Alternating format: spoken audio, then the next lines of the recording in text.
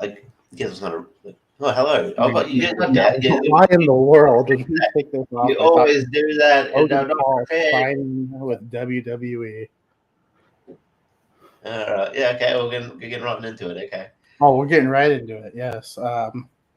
Jordan doesn't even know we're live yet. Now Oh he my knows. god! I was like, yeah, what are you Yeah. guys talking about? Oh, that's fine. Damn it, Jacob. Yeah, live from wherever Jordan is. It's the Lonely Marks, Atlanta, Georgia. Atlanta, Georgia, home of WCW. Well, it is Saturday here, so live from Atlanta, Georgia. It's Saturday night. Anyway, cool. It's a Friday night here. Yeah. Yes, we are here to talk about the Forbidden Door being open, and then a briefcase hanging above a ring, and then blood and guts being spilled. Although I didn't see any guts, so I feel lied to. No, I feel like I've been ripped False off. advertising. Lots of blood, but no guts. But we'll get into all of that. Austin should be joining us soon. He has requested that we talk about something other than Forbidden Door to start. So, yeah, how about that murder? Yeah. Yeah, on NXT, if you watch NXT and you want to follow the storylines, Tony D'Angelo's guy that got fired, I forgot, is it Stacks or Two Dimes? Does anyone remember? The two dimes. I think it's Two Dimes. All right, Tony so Two Dimes has Dimes. been murdered. He was thrown in the river because he's a traitor. And yeah, so there's your murder of the week on television. Murder of the week. Murder Yeah, of all the that you week. said on television. Murder of the week. That'd be a very macabre YouTube channel. Oh, just let's go from murder of the week. Oh, what is? But yeah, I mean, I don't know. Like, I guess like places like Lucha Underground and you know, other Lucha companies. Underground murdered several people. Yeah, I've done it before. Impact murdered the bunny when she left. Yeah. Which murdered the bunny. I like, yeah, obviously, yeah. Lucha Underground murdered Conan. So it's not foreign in wrestling to literally kill off characters. I think what was there was a did you ever watch that promotion that was very short lived? It was it like Urban Wrestling Federation or something like that? It was like they had They would legit shoot at each other with guns. Yeah, yeah. featuring Eddie Kingston. Yeah. They'd have like the promote like pay called Hood Slam or something. Yeah. They'd shoot each other with guns, and it was wacky. But yeah. So I don't know. Like I don't know. It's one way to write up a character. At least they explain why a character's not there. Sometimes it's just like I think when like was it like Harlan? It's like he's just not there anymore. Okay. You know what? In a weird way, you kind of you won me over because you're right. A lot of times it's usually just like and they're gone, moving on. Yeah. No, were they the company? I don't think they were. We're going to gaslight you. No. We're just going to pretend that they didn't exist. Just yeah. So I don't know. I like that they at least addressed it. That I mean, out of all people to address the absence, I don't really think people would really. No, I'm sure Two Dimes is a good guy, but yeah, out of all people to address, I don't know if people would really mind if they addressed Two Dimes, but it's cool that they did. So yeah, I mean, maybe eventually I'll watch more of NXT 2.0, but you never know. Maybe they could tie into the fact that apparently Triple H is back, like working in some capacity with NXT. I don't envision him to be in the same capacity he was prior to going away from Black and Gold. But I think people are kind of being a bit too excited about it. I don't think much is gonna change, but I don't know. What do you guys think? No, nothing's gonna change. I mean, just because he's backstage doesn't mean he has any real say. I think he's just going to produce, and I think the status quo has been set. I think it means nothing. And then luckily he's in good enough health to where he's able to do something. Yeah. Yeah, I mean, it'd be nice if he was back in the same capacity that he was but I don't see that happening, unfortunately.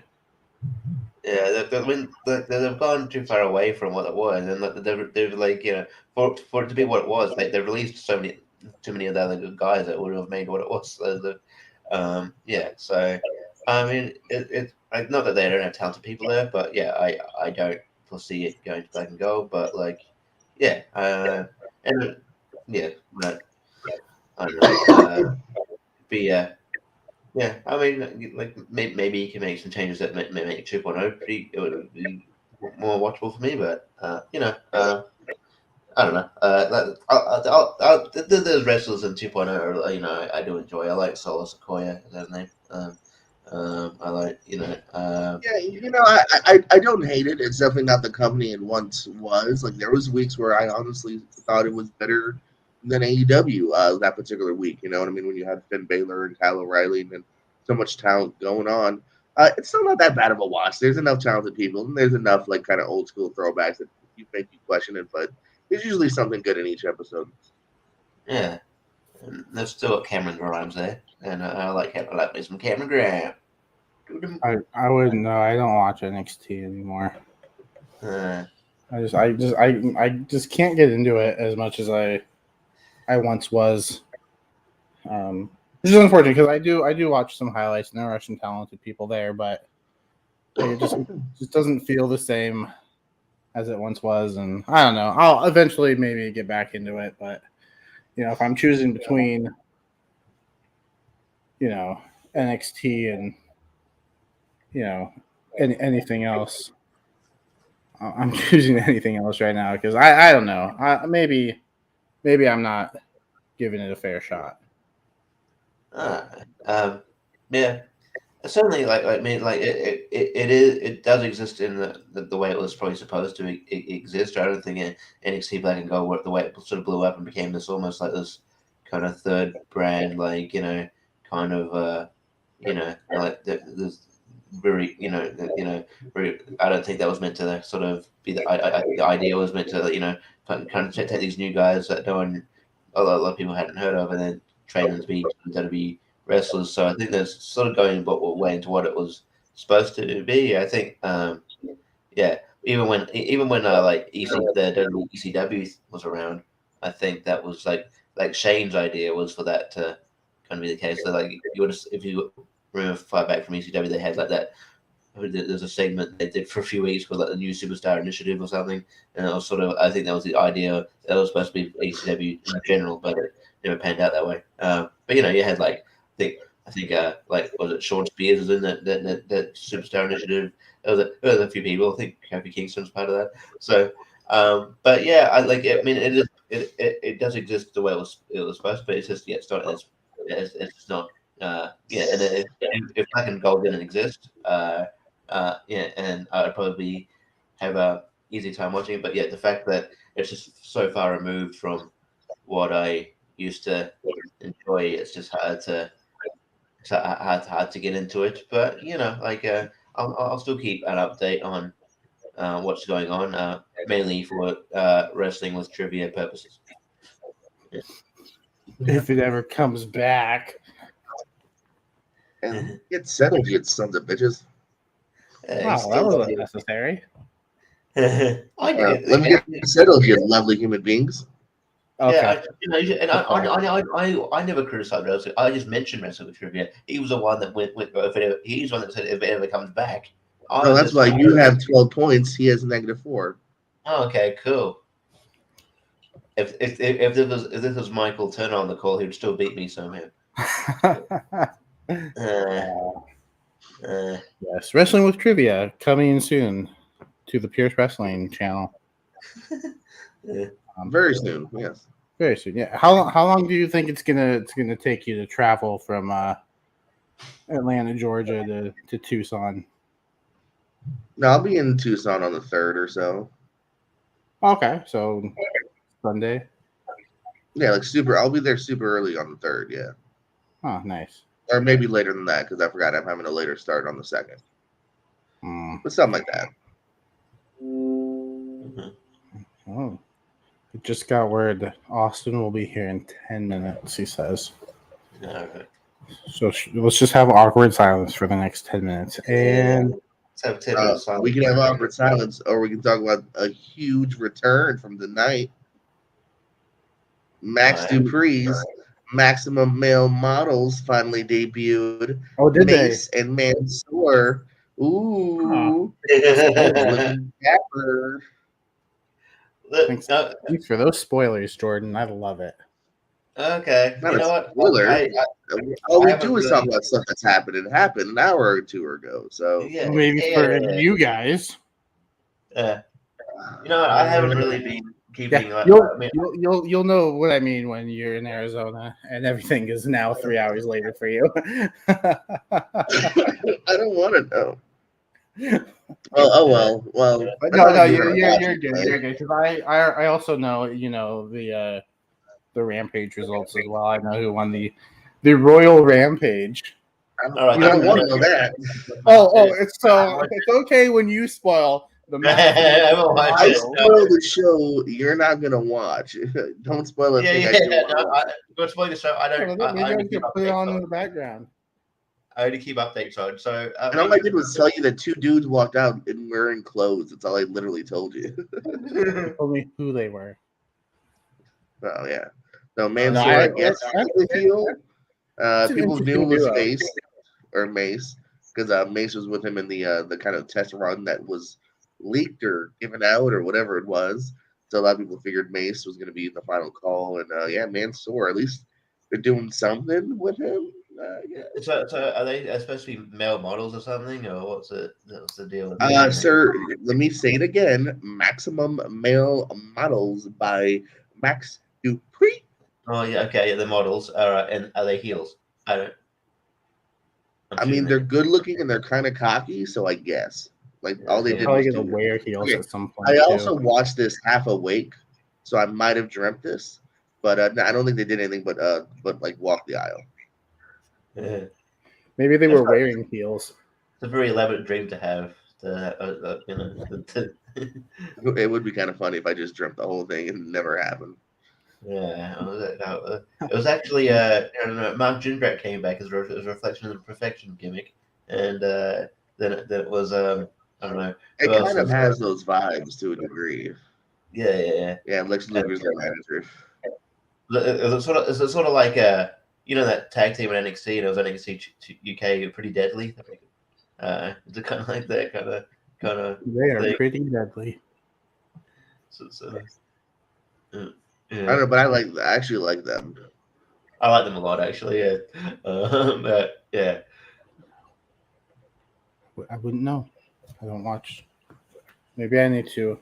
NXT UK with a team name like so Pretty glad Deadly. on a podcast about wrestling. What was that? I feel like so far we've just talked in the wrestling podcast. We've just talked about all the things we don't watch, and we're a wrestling podcast. Yeah. So let's you guys talk about, let's talk about that Logan Paul. Let's talk about MLW. Okay. They're getting action figures. What about them? What? They're getting action figures? Are you gonna collect them? How many action figures did you leave behind, Jordan? Yeah. How many did you leave behind? Oh, action figures? Not many at all. I either sold them or I brought them with me. DVDs? Lots of DVDs left behind.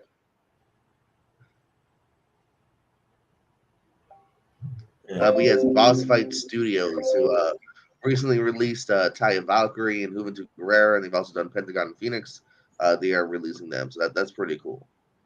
I'm down for more. They're going to be in scale with the other figures too, which I'm so jealous of for kids. Because back in the day, if you ever wanted to play your WWF, WCW guys, they never really meshed. But nowadays, if you're a kid, oh man, the world's your oysters. You can play with AEW, WWE, and now MLW figures. Like there's no difference. I miss being a kid being able to play with action figures. Now, if you play with them, it's just weird. I don't know. Oh yeah. Especially if you play with them on stream. If I had some with me. Oh, I did travel with Finn Balor. You would. Did you travel with CM Bear? Finn Balor traveled with me. Was CM Bear? No, but they should hopefully. I have two bears. Well, no, one's just a plush. But my CM Bear, hopefully he's on his way as well to Arizona. Hopefully. Can't imagine Jordan without his CM Bear. Yeah. But you know what? Let's go ahead and get started with this this Forbidden Door pay-per-view. First of all, I hope they do this a lot more. I hope this is an annual thing. If it was a biannual thing, I would not be upset with that either. Because this show absolutely delivered. I mean, once the main show started, like there's no bathroom break match. There's usually a bathroom break match, and I can't look on this card and say, "Oh yeah." I mean, if you're rewatching the show, you don't want to. Yeah, this is the bathroom break match. No, there was none because the show, top to bottom, he did himself a lot that night. What? Who? What? I heard you peed yourself a lot that night. Yeah, it depends. Oh, your head fence. Depends on what. So depends on what. Never mind. Never mind. It was an adult diaper joke, I think. He was doing anyway. Yeah. But I like that we got a buy-in that was just matches and no wasn't 45 minutes of promos that we were going to see later on in the show. So that was nice. We got 4 matches. One that was added like an hour before the show. Is that? They were like, "Oh, these two aren't doing anything. They put them together and let them go at it for 6 minutes." So we kicked off with that team defeating the Factory, Aaron Solo and QT Marshall in just under 9 minutes. Rishimon. Go to I'm not gonna say names wrong tonight. So if I don't, that's why I wrote them out and you guys can read them. I'm not about to start World War III over my mispronounced names. Okay. What do you guys think of the match? You hold that much weight, Jacob. Yeah. What? Do you want to go first, Jordan? I'll let you go first. You want your opinion on the match? No, can you hear me? Yeah, you're a delay. That's all. Good. Oh, okay. I didn't even know they had a name. It's called Bishamon. Okay. Yeah, we'll see a little bit. We'll see a little bit more of Goto and Hashi. They just announced on Wednesday. We'll see them a little bit on Friday. Oh, well, I guess we saw them probably right about now. They're actually probably wrestling now that I think about it. I'm used to us filming on Fridays. But yeah, I mean, this was fine enough. And this was another kind of late addition to the card. Thrown some tag teams here. So what are their names? 1 second. Let me wait for this. Oh, the Factory. Yeah, Factory had a bad night tonight, but at least quality-wise, it was fine. So yeah, I mean, it was fine. Makes sense. It definitely feels like a pre-show match. Yeah, for sure. I do wonder if they're eventually gonna do anything of substance with the Factory, or they're just there to job to people. But they get wins on Dark. They do, but a lot of people. But I love Goto and Hashi. I think that's a really good match. It's a good, especially if you're not familiar with these guys' work. It's good entry level. They're really good. And as like Jordan said, I think they're probably right now they're wrestling the Young Bucks for a chance to wrestle them for the tag titles on Dynamite. I don't really like that. I think I think you should. I like they should wrestle another team, and then the winner of that faces Young Bucks. It kind of middle up the rankings a bit. I don't know. It's just not my thing. But yeah, this match is really good. And I like Goto and Hashi, and hopefully we see more of them with the Orange next week. But yeah, I like them a lot. So yeah, this is a good opener. Yeah, and joining us in high definition now. High definition, nice clean audio, got nice clean video, and I've worked out all the bugs from the comedian show. I am plugged directly into the Ethernet cable, so I'm good to go. No interruptions. Everything worked flawlessly in my Battleground taped match last night, so no problems there. And yeah, hello. Sorry to keep you guys waiting. I apologize. When you work in retail around 4th of July, it can take a while to get out of there. So, oh yes. I figured Dax just came back and you were just having. It was he came back and he was like, man, I just it was just really nice to meet you, man.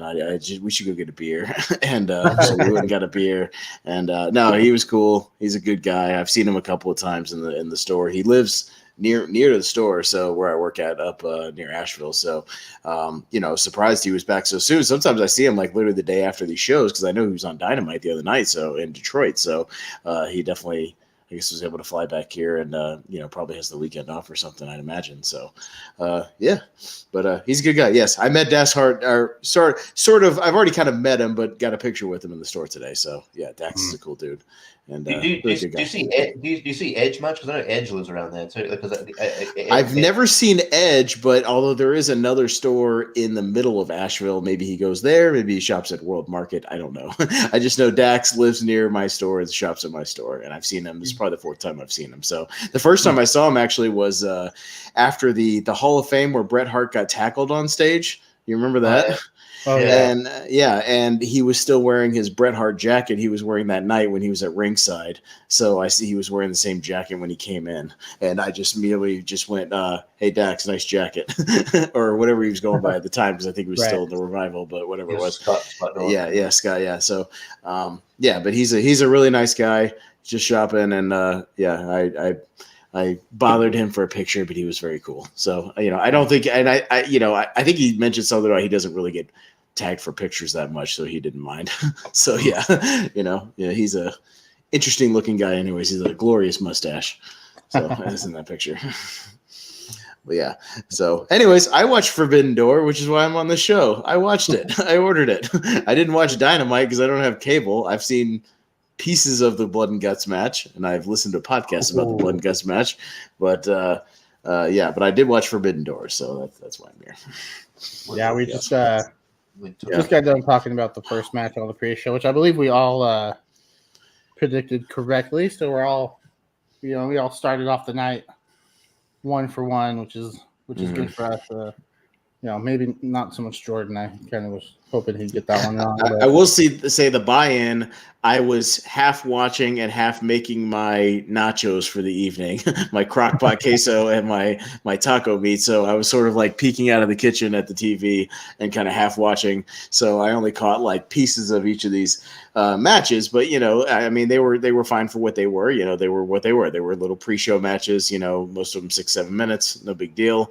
But just to get the crowd warmed up, I thought they were fine. Although I did think them adding some of these last minute was unnecessary. I didn't think this match was necessary. I didn't think the Lance Archer match was necessary. But it is what it is. He probably, I think it's just a thing of Tony, heard the criticisms from Double or Nothing. About the show being too long with 13 matches on the main card, because what was there, 9 on this main card, something like that. Yeah. And about the pre-show not even having any wrestling, right? On the last one, it was all videos, and having no matches. So maybe he, we'll have the same amount of matches technically, but I'll put some on the pre-show, instead, and then just have a shorter main card for anybody who doesn't want to watch the pre-show. You can just watch the main card. So yeah, I think he took some of those criticisms in stride. You can't cram everybody on these shows. That's just the point. Yeah, I know you have a big roster, and he's a fan of all these guys, but like you can't get everybody on every single show. That's what Dynamite, Rampage, and Dark are for. That's what they're for. Get these guys on the other shows, and the main event people are the main event people. That's just the way it's going to be. Well, also, I feel like maybe. I mean, I got a theory that maybe because we were talking about last week about people. Who you might have expected to be who aren't injured, who you expect to be on the show, and we mentioned Lance Archer. Maybe it's like, oh wait, Lance Archer is oh that's right, good point, Lonely Mugs. Lance Archer does have a big Tony was listening to our show. Well, yeah, he was watching us. You know, we only get 10 views, but Tony Khan's one of them, so we'll take that. And you know, yeah, I just wish he would retweet it so we could get some more people. But you know, he's kind of a dick when he doesn't retweet us. You know, that's an asshole. But you know, yeah, I mean, it's funny because the pre-show started and I had it on and I saw them like flash that match on the screen. And I was like, that wasn't in our prediction thing, so that's why I posted it. I was like, real quick, Lance Archer versus Nick Comoroto added to the thing. What does everybody think? And luckily, I mean, it wasn't that hard to predict. We all predicted. Three of the four of us predicted Lance Archer to win. One of us didn't predict it at all. So should that count? I don't know. I mean, this one seemed like obvious just to get Lance Archer on the card, and I think pairing him with Nick Comoroto was a good choice because I actually enjoyed this for what it was. It was a good short 6-minute match. You know, two big guys going at it, and it delivered what it was supposed to deliver. So it's a quick little Haas fight. That's all you needed. 5 minutes of Haas warfare. You know, that's what you want. It's fine. Yeah, that's all you needed. Big briskets and yeah. So we gave Jordan the point for this one. Benefit of the doubt that he probably would have picked Lance Archer, you know, had he picked something. That's fine. I understand. So yeah. But as far as the match, what do you guys think, Jordan? It's you know, there's not much to say about the match. I think the week will need the finish. Like I mentioned in the previous match, I do wish they would do stuff with the factory at some point because they just seem to be there to job, even though they're up and you know they should be treated as like you know pretty you know great up and comers. But that being said, I would have been annoyed if Nick Comoroto beat Lance Archer. But yeah, this went not the way I was expecting it. It was a fine match, nothing to write home about. But you know, it was a fine pre-show match, and yeah, Lance Archer was one of the bigger missions on the show before. So it's good to have him on the card. Mm-hmm. You know, I don't know much to say either. They chopped each other, they hit each other, hit a couple of big moves, and it was over. You know, not much to say. It was 5 minutes of Haas fighting, and it was exactly what it needed to be. It was a pre-show Haas match. That's all you needed. That's fine. Yeah, they were probably like, listen, we got like 10 extra minutes. Who's around? They can have a nice, quick little scuffle. And yeah, it was the right amount of time. It was good. You know, if anything, if you want to chop a match off, this is actually one I would keep. Maybe chop off one of the multi-mans from the pre-show if you want to get super picky. But yeah, this service is fine. I think it's a good look for both of them. Yeah, as we all said, I'm surprised that Archer, who's kind of dipped in both worlds, originally didn't have anything to do after main eventing Dynamite, and then and you know, Comoroto's another guy who you know they seem to have some sort of liking. So yeah. So all right, and then we moved on in the pre-show. Probably the best match on the pre-show, in my opinion. Yeah. It's Swerve in Our Glory. Keith Lee and Swerve Strickland defeated El Desperado and his partner. Just over 12 minutes. Yeah. But yeah, no, this was a good back and forth and one that I predicted Keith Lee and Swerve Strickland, but you know they were getting me with some of these false finishes. I think this was a really, really good pre-show match that you know. Honestly, could have kicked off the pay-per-view. In my opinion, I think it was that high quality, but it was nice placement on the pre-show. They gave them 12 minutes, and yeah, no, solid pre-show match. That spot where near the end where Swerve, I forget which guy he did it to. He he had a dude kicked him in when he was in the ropes, and then he was hanging by his feet, you know, almost to the floor, you know, tied up in the ropes, and then he did the up and over with the double stomp to the floor. Like I thought that was an awesome spot. Like that spot ruled. That spot was great. The crowd popped huge for it. That's when they like really got into the match, and yeah, from there on it was full on. And then you know he hits the spirit bomb and all the stuff like good stuff. The finishing sequence was really good. But yeah, this was definitely probably the best match of the buy-in show for sure. Good stuff. Yeah, this should have main evented the buy-in, in my opinion, because this is a good kind of example of you like that. stick around for more. If you Because didn't you're going have to get anybody more else- multi-man warfare of this nature, on this show. Yeah, Because exactly. there's a lot Like, of kind multi of like you said, like you Yeah. could argue put this on the main card at the same time. But I think you want a banger on the pre-show as well to kind of give people a taste. So this is a good example of that. And yeah, the good match here. I wasn't too familiar. There's several people I'm not super familiar with. Desperado and Kanemaru were two of them, but a good match. It was fun. Mm-hmm.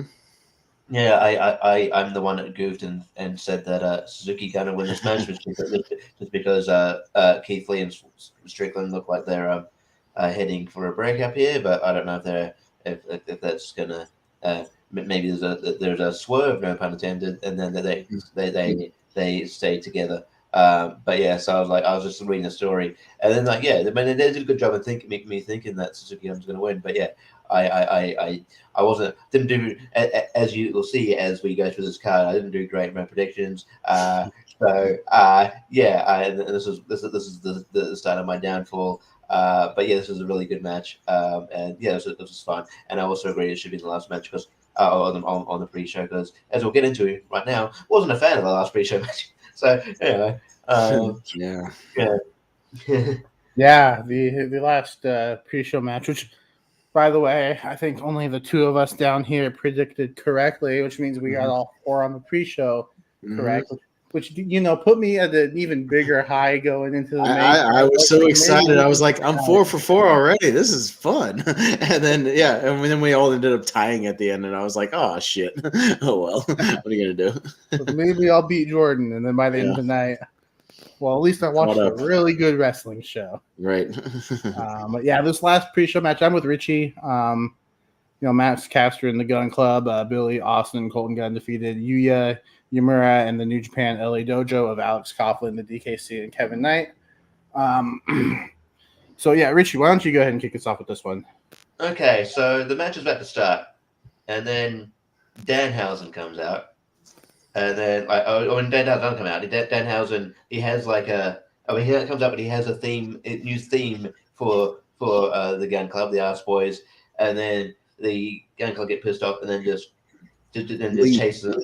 And then chase them to the back, and I'm thinking, they'll come back, and they never did. And so it was just for the whole match. It was Billy Gunn and Max Caster versus these guys, and they still won. And I was like, that kind of made him look silly.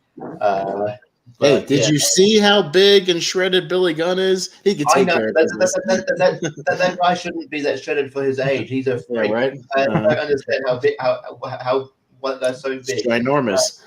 He's like, but yeah, I wasn't a big fan of this, but I thought maybe, I know they got a bit of offense in, but yeah, I know, but to the point where I think, even though the heels, I think the crowd were chanting for the Arse Boys, because it was just I think they just wanted to see how it fared for in an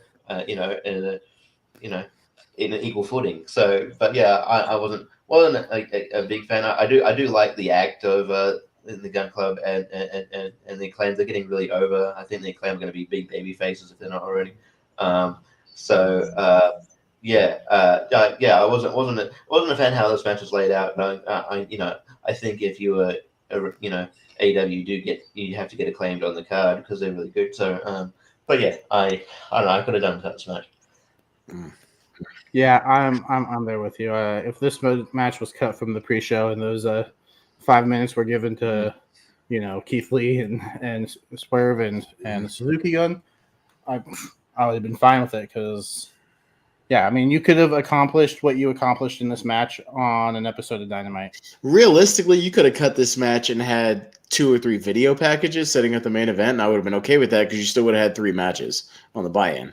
You know what I mean? You could have ended. You could have had the first 2 matches, done a couple of videos, lead up to the Swerve and Keith Lee match as the main event of the buy-in. You know what I mean? Like do some actual storyline setup, which is fine for somebody like me who hasn't, who doesn't watch week to week. I don't mind a few video packages on the buy-in show. Again, it was just the fact that there was no wrestling on the last buy-in show. Right. So again, but you still would have had 3 matches, a couple of packages here and there is fine. A couple of videos on the pre-show, no big deal. Because they don't do like WWE. They don't play the same videos 85 more times on the actual main show, to stall for time, like WWE does, like they kept the show moving and kept the times minimal in between, one every now and then, that's fine. Because, there are some times where they got to clean up the ring or get some people out. There's a lot of people involved in those matches. You got to get them out of there. But yeah, this match was unnecessary. You didn't need it. You knew, I just knew, when I heard that these guys were like students at the dojo, I was like, oh yeah, they're not going to win. Like, these guys are students, they're paying their dues. They're not going over on Billy Gunn. Some of those guys. It's just not happening. Well, I stupidly said the dojo would win because of distinction between the Gun Club and again the same logic behind the Swerve and Keith Lee. So I was trying to read too much into the storyline. Yeah, and I felt silly afterwards because they were basically jobbers. Which they then teased on Dynamite. But Jordan, let's get your thoughts on this match before we move on.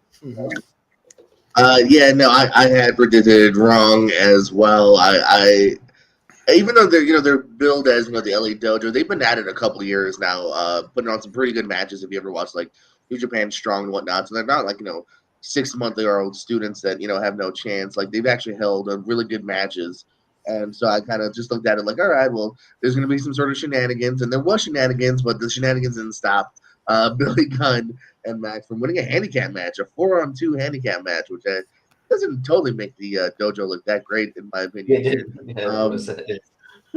I don't necessarily know if you need to cut it. Like, if you want to go down to 3, I definitely don't think that's a bad idea. This is maybe the one to cut.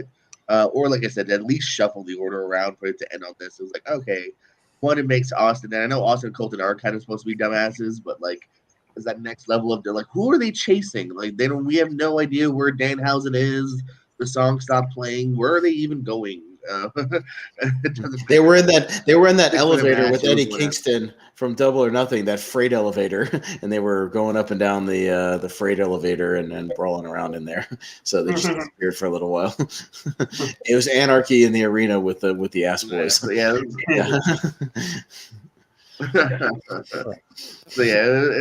was whatever. Yeah, handicap match to end the show. Mm-hmm. Yeah, and our reasoning for picking who we picked didn't even happen. It was just a straight up finish, and then now the tease happened on Dynamite. Billy Gunn's pushing his kids down. Now that I think about it, though, me and Richie have a problem. So you guys predicted all of the Gun Club and Max would win. Only Billy and Max won. So your point doesn't. Right.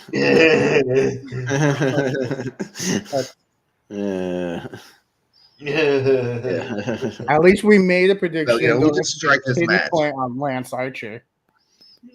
You want your Lance Archer? No, that just means I never got the vote, which means take that match out. Take that match out too. I don't care. No, we get the point. It's now a playoff between me and Jacob because you didn't predict that one, so you don't get the point. So now it's a tie between me and Jacob. So now we flip a coin or do something to break the tie between us, and we get to pick the next goddamn show. That's what we get to do. Or behind the scenes, we're just gonna pick a retro show for us to review. We're gonna pick a bad Vince Russo show to put everybody to suffer through. I do that. Yeah, we're gonna review New Blood Rising. Everybody have fun. Is that where Judy Bagwell's on a forklift? The Judy Bagwell on a forklift match, and the DNA match with where they had the DNA, the Viagra on a pole match with Billy Kidman and all that dumb shit. Yeah, we're gonna review those matches. Okay, but why would we do that to ourselves? Because it's fun. I want to see everybody tortured. Horrible. Yeah. Sometimes you just have to watch some shitty wrestling every now and then, just be baffled at how bad it can get, and then it makes you appreciate stuff like Forbidden Door more.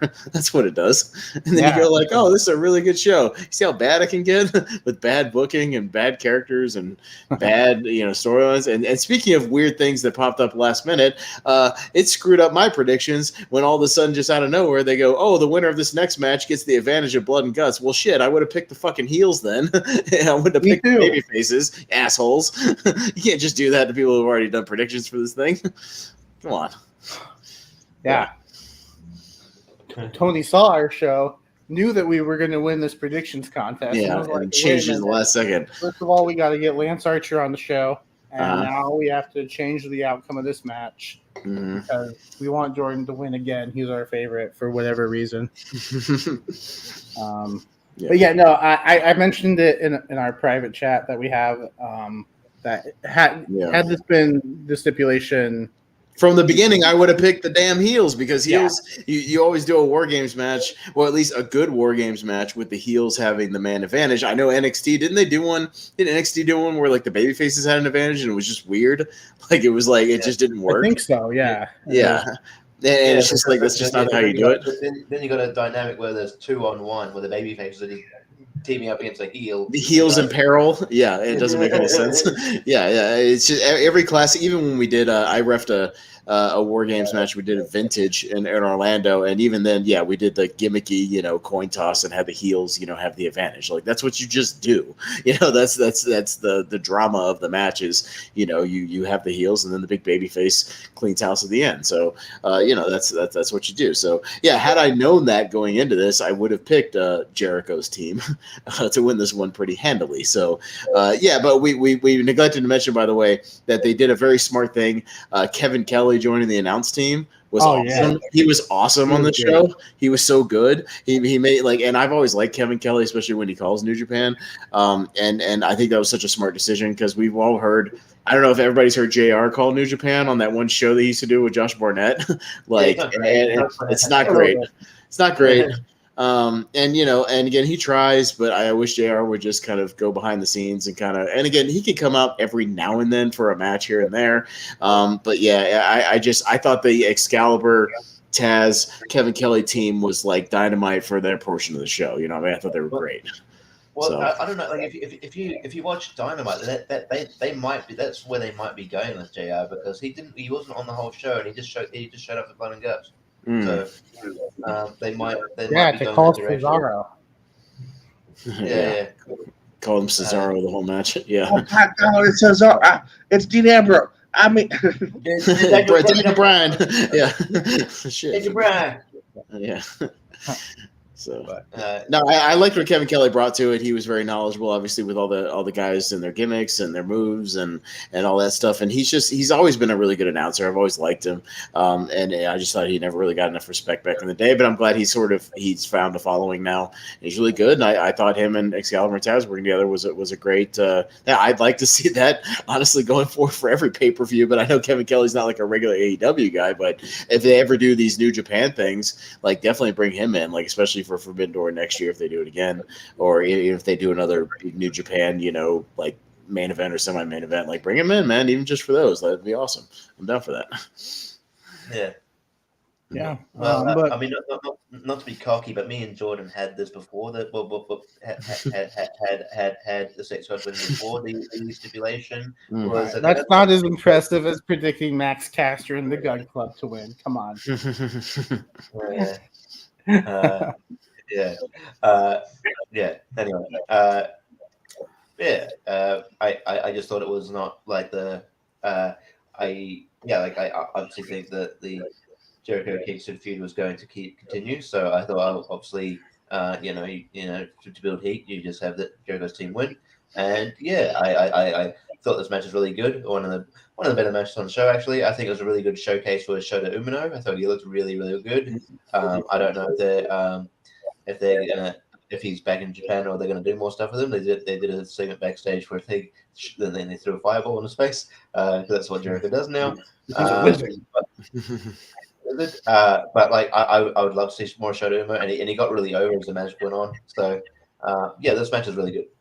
That's one. Wheeler Yuta was he was so over. He was awesome in this match. Dude, he was like a little spider monkey. He was running all over the place in this match. Every time they panned over to him, he was running to the other side of the ring and tackling somebody and running over here and kicking somebody in the face and running to the other side of the ring and drop kicking somebody. Like he was running like 100 miles an hour in this match, like all over the place. But like he brought a lot of fun like energy to the match. I thought that kind of needed. And Wheeler's been great. He was really over at that South Carolina show I went to, the Dynamite I went to. He was really over there.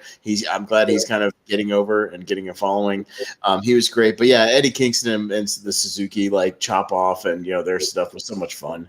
Like near the beginning of this match, like the crowd was going bonkers for it before he even threw a single chop. Yeah, good stuff. This is a really entertaining match. I thought it was a great opener. Jordan, what do you think?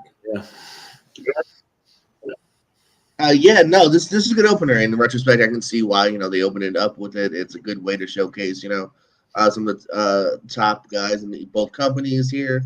I kind of figured that my logic was even though we didn't know, you guys definitely got screwed over in the fact that they added that little war game simulation afterwards. But I just kind of figured, let's make it where the heels still go in looking strong regardless. And it's definitely, obviously, it worked out that way once they added that stipulation here. But man, I thought everyone here looked on point. You mentioned the Kingston Suzuki kind of face off that a lot of people had wanted. I thought Shota looked great. Somebody I wasn't too familiar with. He really stood out. Wheeler has been doing great. It's been fun watching him grow. I was a fan of his for a little while, so it's kind of cool seeing him truly climb the rankings in AEW from a guy on Dark to kind of big showcase tryout matches. Now, these big showcase pay-per-view matches. Also give a big shout out to Kevin Kelly. I've always thought he's been super smooth for a long time, and he showcased tonight that he's good, man. If they ever were looking to switch it up, man, make that offer. I wouldn't mind it. You know what I mean? I don't know how long we got JR, a year or so.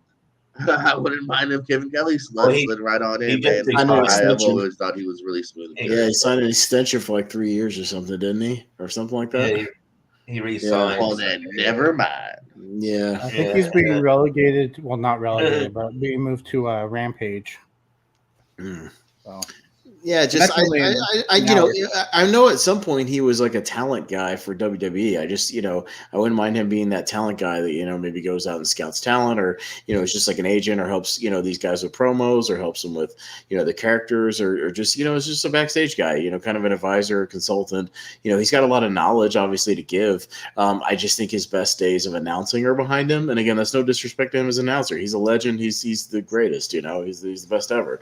But the guy is. I don't know how old he is. He's in his 70s, right? At least, like something like that. And he's just not the same. He can't get that energy. Some of his thoughts kind of drift a little bit. I mean, I know he still gets excited about wrestling and he likes it, and that's great. But yeah, I mean, you just need these guys who have that knowledge, like a Kevin Kelly or even Excalibur to a degree, who knows all the moves, who knows all the backstories, who can do his thing, and just showcase that. And yeah, if JR wants to come on for a match every now and then, some big match, cool. Like Tony Schiavone came out for the Sting match. That was fine because he goes a long way with Sting. That's great. And even Tony still has it. He's still great. But yeah, just mix it up every now and then. Bring him in for those little matches. That's fine. But yeah, JR, once he came out, wasn't he on for like the last 3 matches or something like that? Yeah. Yeah. So JR is 70. 70, gotcha. Okay. All right, and following that match, in one of our, I believe we had 4 matches where we all predicted the same winner. This was one of them, and to nobody's surprise, because they are the best tag team in the world today, FTR defeated United Empire of Great O'Khan and Jeff Cobb, and Roppongi Vice of Rocky Romero and Trent Beretta to become to retain their ROH tag team titles, but also to become the IWGP. And that was taken today. There's my boy. There's FTR, old Dax, and his glorious mustache. He's a good dude, man. Really, he was a really nice guy. So, and I'm happy for his success, man. Those guys have fucking earned all that gold they've got, being the best, like legit, like the best in the world right now, having the ROH titles and the IWGPs and the AAA, like, doing basically what the Young Bucks did, like a couple years back, when they were walking around with, 5 or 6 belts or whatever. I'm glad those guys because those guys have earned it, man. They went through a lot of shit, still getting a following in WWE, as the Revival, but putting on these awesome matches every now and then, but getting kind of crapped on and doing the dumb gimmicks. And what was the thing where they were like incontinent or whatever, pissing themselves or whatever the hell it was, like all that stupid shit that they were doing, having to go through that. And they're finally getting the respect that they deserve, because they are the best tag team in the world today, like easily. Like, I mean, the Briscoes are great. There's other awesome tag teams, but like FTR just has everything, because even as singles wrestlers, those guys rule. So yeah. Yeah. I obviously there was a point in this match where I legit thought. I mean, it's probably reported now that it might have just been a work to build up the match, but uh, yeah, Dax comes in and does an elbow, and then it looks like his like shoulder pops out or something, and so he's taken to the back like, oh god, this show's cursed. It's not even the only injury that's going to be reported as we go on in this on the show. Yeah, it's just like, and I'm like, oh no, and then so what are they going to do here? They're just going to call it audible and have like Roppongi Vice win or something, and then when he kind of came back, it's like it was good. This match was really good.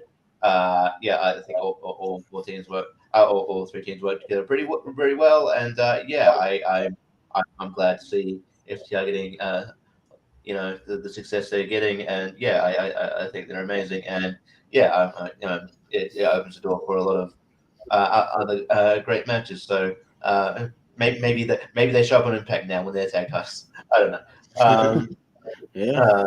But yeah, no, this was great. Maybe they go out there and just have another match with the Briscoes just on Impact, you know what I mean, instead of Ring of Honor, and then do their thing on another pay per view and just have a rematch. That'd be cool. But that one spot, dude. Jeff Cobb is so goddamn big. Like how big is he, man? He's a beast. Like that dude is ginormous. And when Roppongi Vice, when what was it? When Trent Beretta got him in that strong zero position, like holding his legs, like and had him underneath, and Rocky came off with the stomp, dude. Like that was incredible. Like I damn near jumped out of my chair when that happened. I was like, wow, that was good. So yeah, this match had a lot of good spots, especially near the end. But yeah, good finish. Good drama. Yeah, I like this a lot. It was really good. Jordan, don't fall asleep on us. I know you got a lot of traveling, but please just stay with us through the rest of the show. Okay, cool. This is just how I look, dude. It's just my face, guys. But yeah, no, we all had FTR in this one for good reason. I mean, it's another great match. Great tag team. They're just showing and continuing to show why they're the best in the world, which is why they were aligned with CM Punk before his injury. Mm-hmm. Yeah. No, it's good shit, and I'm happy for all the success that they've had because they've earned it, man. Those guys have busted their asses. I didn't know Dax was like 38 years old, and Cash is like the same, those guys look great.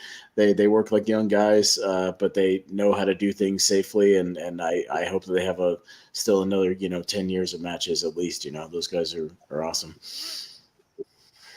Yeah. Right. What do you think, Jordan?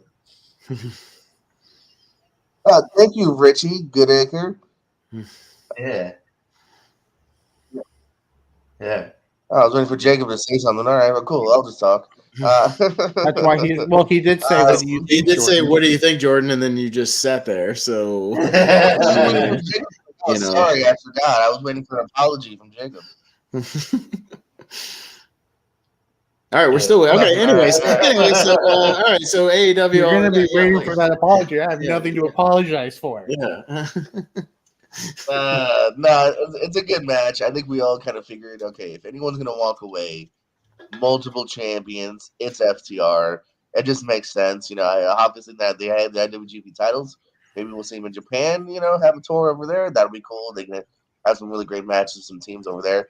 I don't even mind the Impact idea just because, like, they're running out of titles to win, and it's probably the last big title that they haven't gotten yet. But they've also said, too, in the scrum afterwards, they don't feel they've had a really great AEW run yet either. So I think they are looking to get those AEW titles back again and really have like a nice, lengthy, badass run, which I can see happening as well here. So a good match here. I can't, Trent keeps switching partners, so Trent stick with one person. But I guess maybe that was Chuck Taylor's swan song on Wednesday. Maybe Chuck's not going to be around anymore, so we'll see where Trent ends up here soon. But yeah, no, really good match here. Happy with the winners, and it shows how good of quality of a match it is, and we all predicted it, but no one complaining about the match. It was just a really good match. Mm-hmm. Yeah, sometimes predictability is a good thing. Mm-hmm. One match that wasn't predictable apparently was this next match because we all had different different things. people. I think Yeah. two of us picked Miro. Yeah. I picked Malachi Black, and I believe was it Jordan or Jordan Richie? picked One of you Pac. picked Yeah, Jordan Jordan picked picked Pac. Pac. So Jordan got I this was saying, next it one wasn't right. that hard to predict. Which if you go back like 2 or 3 shows ago, and we're talking about this being introduced, Jordan and I were flipped. Mm-hmm. Jordan was like, "Oh yeah, I think Malachi Black. I think it's just his time." And I was like, "Oh well, I could see Pac winning, and he's been there since the beginning, and it'd just be kind of nice to give him a title." And then the more I thought about it, I was like, maybe it's Malachi Black, and Pac is going to be the chasing. I should have stuck with it, but I didn't. Yeah, man, you made a good point. You swayed me. I should have stuck with it. I think I made a good point for you. You made a good point for me, and Miro was there too. I thought there were several times during the match where I thought Miro had it. They did really good with the false finishes tonight. Mm-hmm. I think just they all worked. This was a great match. No outside interference, which I predicted. That's how Black was going to win, but I was pleasantly surprised that they didn't go that route.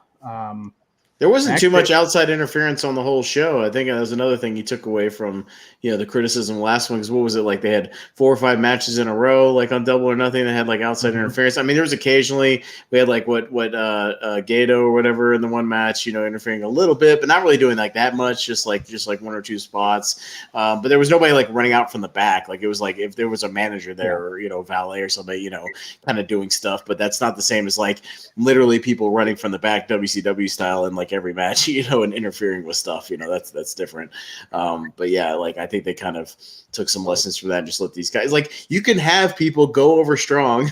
You can have people lose. If you have a good match, people will remember the match and everybody will get over, like even the people who lost in this match, Clark Connors, who got the shit kicked out of him for like the first 2/3 of this match, does the table spot and then goes and starts running fire on everybody. And the crowd like got into it, he got over and like, he didn't win. He's the one who actually got tapped out at the end, by Pac, but like he still got over. You can get people to get over with their performances and not necessarily, win. So that you can do that perfectly fine. People can get their respect. I thought Miro, like when he locked in the Cobra Clutch, like I thought it was not Cobra Clutch, the Camel Clutch. It was over, and I was like, oh yeah, I'm gonna get another prediction, and then they kept it win another minute, and then Pac took it. But yeah, this was really good. Lots of fun spots. Yeah, all the counter stuff where he was going wild. I was getting into it, and I thought he was a lot of fun. But yeah, I thought this match was excellent. Another multi-man match, but like they were all good, and they all had a different dynamic to them. Yeah, this is one of the better matches on the show. I thought this match was really great. And yeah, the trick to doing a great photo 4-way is to make you believe that anybody has a chance of winning. And going into it, you didn't think Clark Connors was a replacement for Tomohiro Ishii, who got injured, unfortunately. And that would have been amazing if he was in it. But yeah, they had you like this is the first time I've seen sort of Clark Connors, and yeah, like it made a believer out of me that he was going to pull the upset here when he put Miro to the table, when he did that awesome power slam, like sort of the Dustin Rhodes-esque power slam, and just started going on a run. I'm like, oh man, he could win it, and then the crowd were really getting into it. But yeah, I do, and yeah, I thought.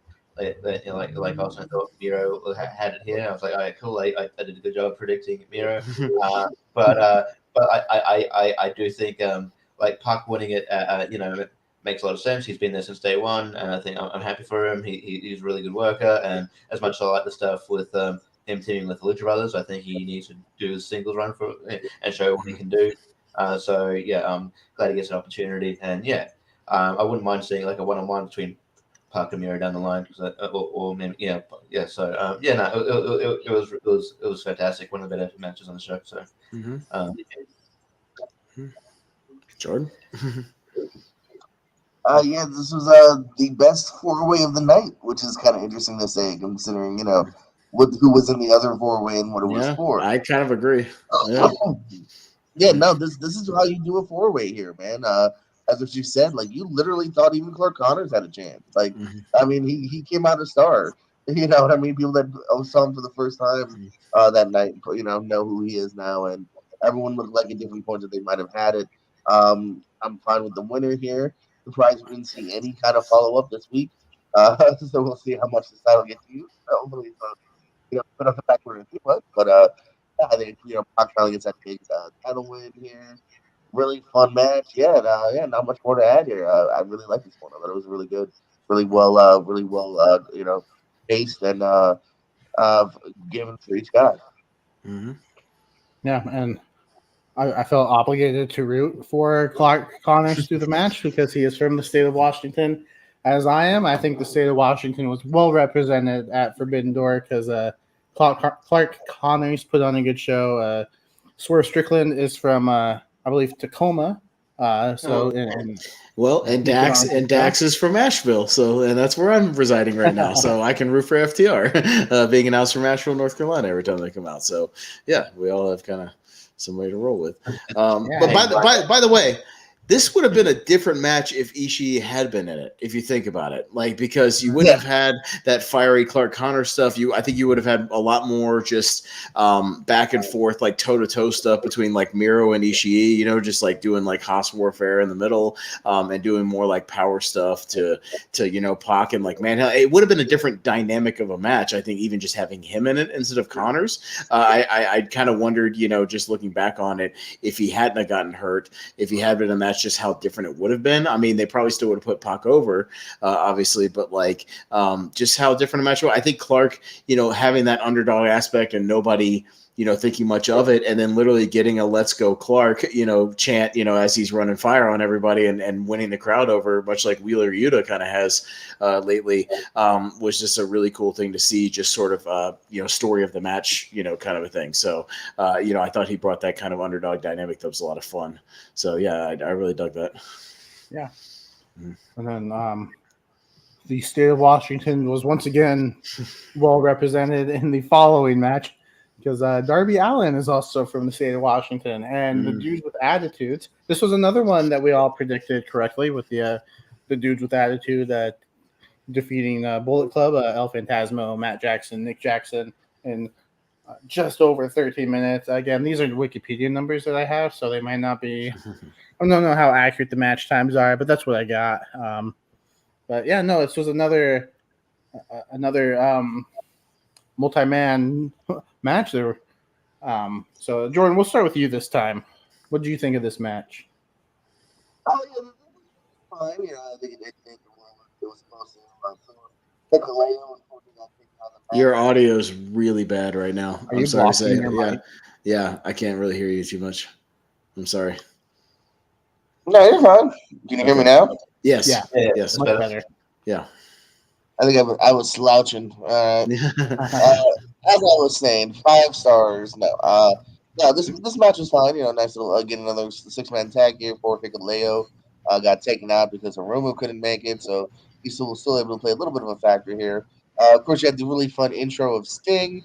I think maybe he's in the rafters. I was like, what's he gonna propel down? I don't know if we should be doing this, but it's just a little bit of a fake out here as he jumps off the entranceway. Sting just, what can I jump off of nowadays? I think that's where Sting would be in his career. The guy that goes, let me jump off something. So fun way to start it here. I love Shingo. I hope we see more of him. I think he's fantastic. Phantasmo, that shows some fun personality as well. Of course, you had the really delayed back scratchers in the match here from the guys. Yeah, thought it was fine. There was a weird thing timing with them between Sting and Phantasmo, where like Sting he went out of the ring and then came back into the ring like he forgot the spot. Yeah, it was a little weird.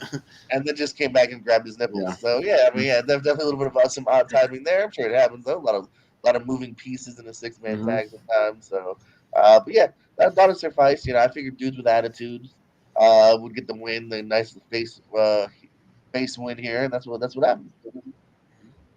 Richie? Yeah. I thought this match was pretty good, very good. It's not like I don't think, but it's a good showcase for Takagi. If you weren't aware of him going in, he's very good. And also good showcase for Phantasmo. I've seen a bit of him. He's done a bit for Impact as well. And yeah, would have been interesting to see if it had it gone ahead as a 8-man like I was going to, but Takahashi unfortunately fell ill. But this match was pretty damn good. I liked I liked that Takai got the pin here. I don't know if this ends up with Sting and Darby Allin getting a tag title shot. It looks like I don't know. It doesn't look like they might go in that direction. I'm not sure, but it'd be cool if they did. But yeah, this match was pretty good. It was a fun match. But yeah, good addition to the card. I thought this match was really entertaining, which is what it needed to be. Like, I thought it was just really fun and entertaining from like start to finish. Call me old school, but I popped really hard when like Sting took the super kicks and then just no sold and like did his little power up. Like, I thought that was a ton of fun. Crowd popped huge for it. It's just simple stuff that Sting can do, because he's Sting and he's awesome, and he just is who he is. And like, not blocking, but like moving out of the way of the BTE and then hitting the Scorpion Death Drops. Again, all very simple stuff that he could do, but gets big pops, just these little spots that are just great. And, he can do that while Darby goes and kills himself, on every other move that he does and, throws his, little 120-pound body around the ring and, damn near dies in the ring every time. And, I've been a big fan of Shingo for a long time. I actually, the weekend where I started working for Full Impact Pro down in Florida, Shingo was doing those shows that weekend too, and I got to kind of hang out with him at like Applebee's at one of the show, and he was a really cool guy, really cool dude, really humble, like nice dude. And then that was around the time where after that he went to, ROH did their sort of Dragon Gate invasion around that year, and had a bunch of those Dragon Gate matches that everybody loved from that year. So like I've been a big fan of Shingo for a long time. That dude's got a ton of charisma. He's just got something about him like where he just brings the fire, and he's a lot of fun to watch. I just thought this thing was really, really entertaining, and I thought it really got the crowd into it, and the crowd had a great time, and I had a great time watching it. I thought it was exactly what it needed to be. Really fun. Yeah, I'll just echo everything that's been said. I thought, the back scratcher spots were fun. The Young Bucks really know how to play to the crowd, and I think they did that well. The no sell. Darby Allin was Darby Allin, and I think that this match just worked and it accomplished what it needed to accomplish. Fun fact: I was looking up because I'm always curious what Uncle Dave thinks, and how much I'm going to disagree with him. Yeah, I didn't even look up the ones for this, but maybe you want to run them down now or at the end of the show. I have them in front of me. Okay. Once the main card started, okay, every match was rated either 4.5 or 4.75, with the exception of our next match, which was a 3.5. But he rated everything pretty highly, with the exception of the pre-show. I mean, he did give Swerve and Suzuki. He gave that one 3.5, but everything else was like 2.5 or 2. I mean, but which you expect from your pre-show. It's not. Yeah. I mean, you're not going out there to deliver classics, and unless you're the WLC. But we had our Soul Women's match on the card because why not? New Japan versus AEW. Let's throw in a AEW women's match as well. And this one is also really good. I think it's a little too early for Thunder Rosa to lose it, so I think we all had Thunder Rosa winning. But man, Toni Storm's looking good. I wouldn't mind seeing her win the title. This was a really good women's match, and I'm glad it was on the card. I was a little skeptical. I was like, why? It's AEW versus New Japan. So this match kind of felt out of place, but it delivered also. I mean, it was a really good women's match. So, Richie, what do you think about this one? Yeah, it did feel. I still feel a bit out of place. Like I think, Toni Storm does have has worked matches in Japan, and she is currently engaged to Juice Robinson. So there is a New Japan link there. But yeah, like, and I thought it was really good. I think that the problem is like with sometimes like like AEW's like weaknesses where they book their women, and I think that shows sometimes in the crowd reaction. Sometimes I just feel like yeah, I feel bad for the women because I do like the matches sometimes suffer for like lack of heat. Not to say that these fans weren't into the match; they just weren't into the match as far as measure everything else. Like they're respectful and stuff like that. But it was a pretty good match. I don't know if the crowd really kind of it got like really kind of got the ending. Like I mean, I like the ending where like because like the whole build up is like she's sort of she's being mentored by Dustin Rhodes, so like she Thunder Rosa like finished the match with his little like spinning suplex deal. And yeah, so that was fun, but I don't know if the crowd got what she was doing there. But no, it was a fun match. I'd love to see. I'd like to see them in like a proper feud that's been built in more time. Maybe have one of them have a match that's main event to Dynamite. I just want to see that the women's matches actually mean something and seem very important. Which I hope they go in that direction. They AEW have been good at recognizing criticism and then kind of and adjusting. But yeah, this match is really good. But yeah, I mean, if this match was on the card, like even though I love women's matches, if this match was on the card, like I'd get it. So, but yeah, no, and yeah, Thunder Rosa winning makes sense. So yeah, good match. Jordan, what do you think? I liked it. I mean, I think these two are awesome. I'm looking forward to a rematch. I do feel, though, I could see why Uncle Dave didn't like it as much as some of the other ones here, because I did feel like it never got to, like, that next level. I do feel like there was maybe something being held back for a rematch, for a bigger match. You know what I mean? Whether it's the main event of a Dynamite, maybe, or just the next pay-per-view here. So if you had to maybe cut a match, it might be this, because this also doesn't even fit the category of the night. You know what I mean? If you wanted to shave off a little bit, this is the match to kind of do it for. And unfortunately, I didn't feel like there was much, you know what I mean, at stake here, other than the title, obviously. So, like I said, good match. I think these two are great. I wouldn't mind seeing it happen again. Maybe giving a little more time to here. I mean, this is right at the 10-minute mark. Usually, these two I'm sure could go, several more minutes if need be. So, yeah, like I said, I just kind of I liked it, but I did feel like they were saving maybe something for another time. Yeah, Austin. Yeah, it's interesting because Toni Storm debuted at the Dynamite I went to in South Carolina, and it's funny when she came out, people were kind of expecting her. She got a really big pop, and then it was like she'd worked a match, and like everybody was pretty quiet for like pretty much all the match until it finished, and I feel like that's a lot of these things with these women. They bring them in, it's like they get really big pops, and then they kind of get lost in the shuffle. And I feel like nobody's really emerged other than Britt Baker as far as being like a really truly like main event women's person. Like even Thunder Rosa as the women's champion right now, and hasn't she even like complained about that on Twitter and stuff, like not getting TV time or just doing promos and not really getting a lot of matches and stuff. That's probably why she was on the card, honestly. But like this was like a really good like Dynamite match. Like I don't think I think there was a clear difference in quality between this and like the rest of the show.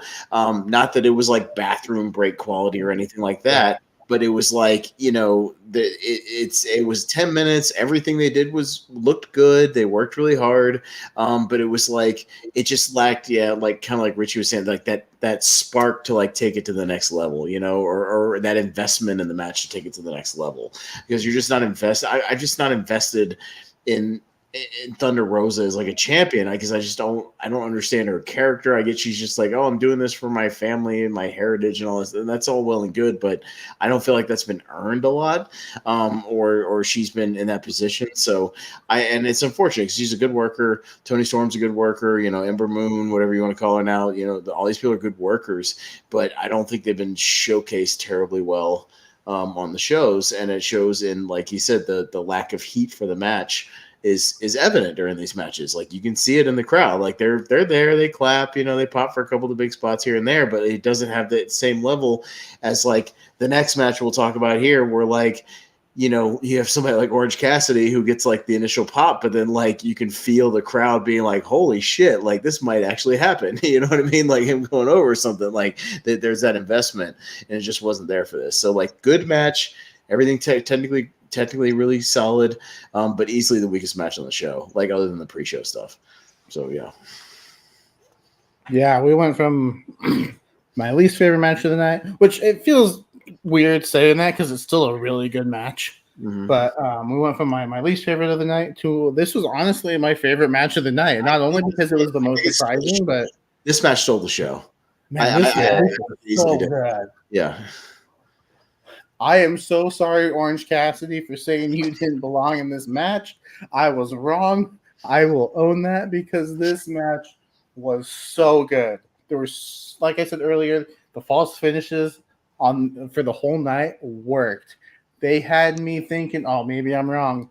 Maybe Will Ospreay is going to lose. Maybe Orange Cassidy's going to take this. Man, Orange Cassidy, I can see why he's so over. He's just such a great character, and his in-ring style works for the character that he is. And when he gets going, oh man, like he's just so good. Like this could honestly, like we're gonna be doing the top 10 of the year so far. You might see me talk about this match again. Yeah. So we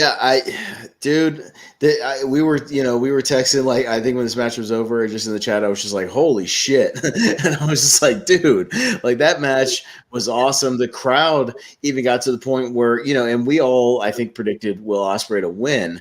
But man, even like during the end of that match, I was going, oh, man, are they going to give it to Cassidy? Like, is he going to take this thing like and pull the upset? Because that would be like the craziest, upset of the year so far. But at the same time, he worked a match to where you got to the point where you believed it, dude. When he was hopping all over the place and he's doing dives and he was taking out everybody on the outside, the little crew on the outside, whatever they're called, the Aussie guys, and then he runs back in, he's hitting tornado DDTs and he's getting these near falls. And dude, the one near fall where dude went up for the Stormbreaker and he turned it into that falling Rana and hooked the leg, like I swear I thought that was it. Like I thought they were going to pull the big one over the crowd. He was going to get the 3 count. It was going to be like the pop of the night. Everybody, I think, in the crowd got up on their feet and thought it was like a 3 count. You know what I mean? Like I think it was great. And yeah, I mean, Ospreay goes over, which is probably the right decision in the end. But holy shit, did they make you think that Orange could have taken it in this one? It's easily the best match I've ever seen of him. I knew the guy could work, but I don't think I've ever seen a match this good from him, honestly.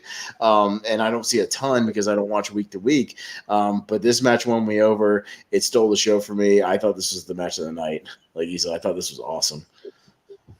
Yeah, like I'm so glad you're saying this because I was like, this is the match of the night. I don't get what I'm going to go in with that opinion. I don't get what these guys are saying. Like, this match, this match, I absolutely loved it. Yeah, like Orange Cassidy became more of a star than he already is.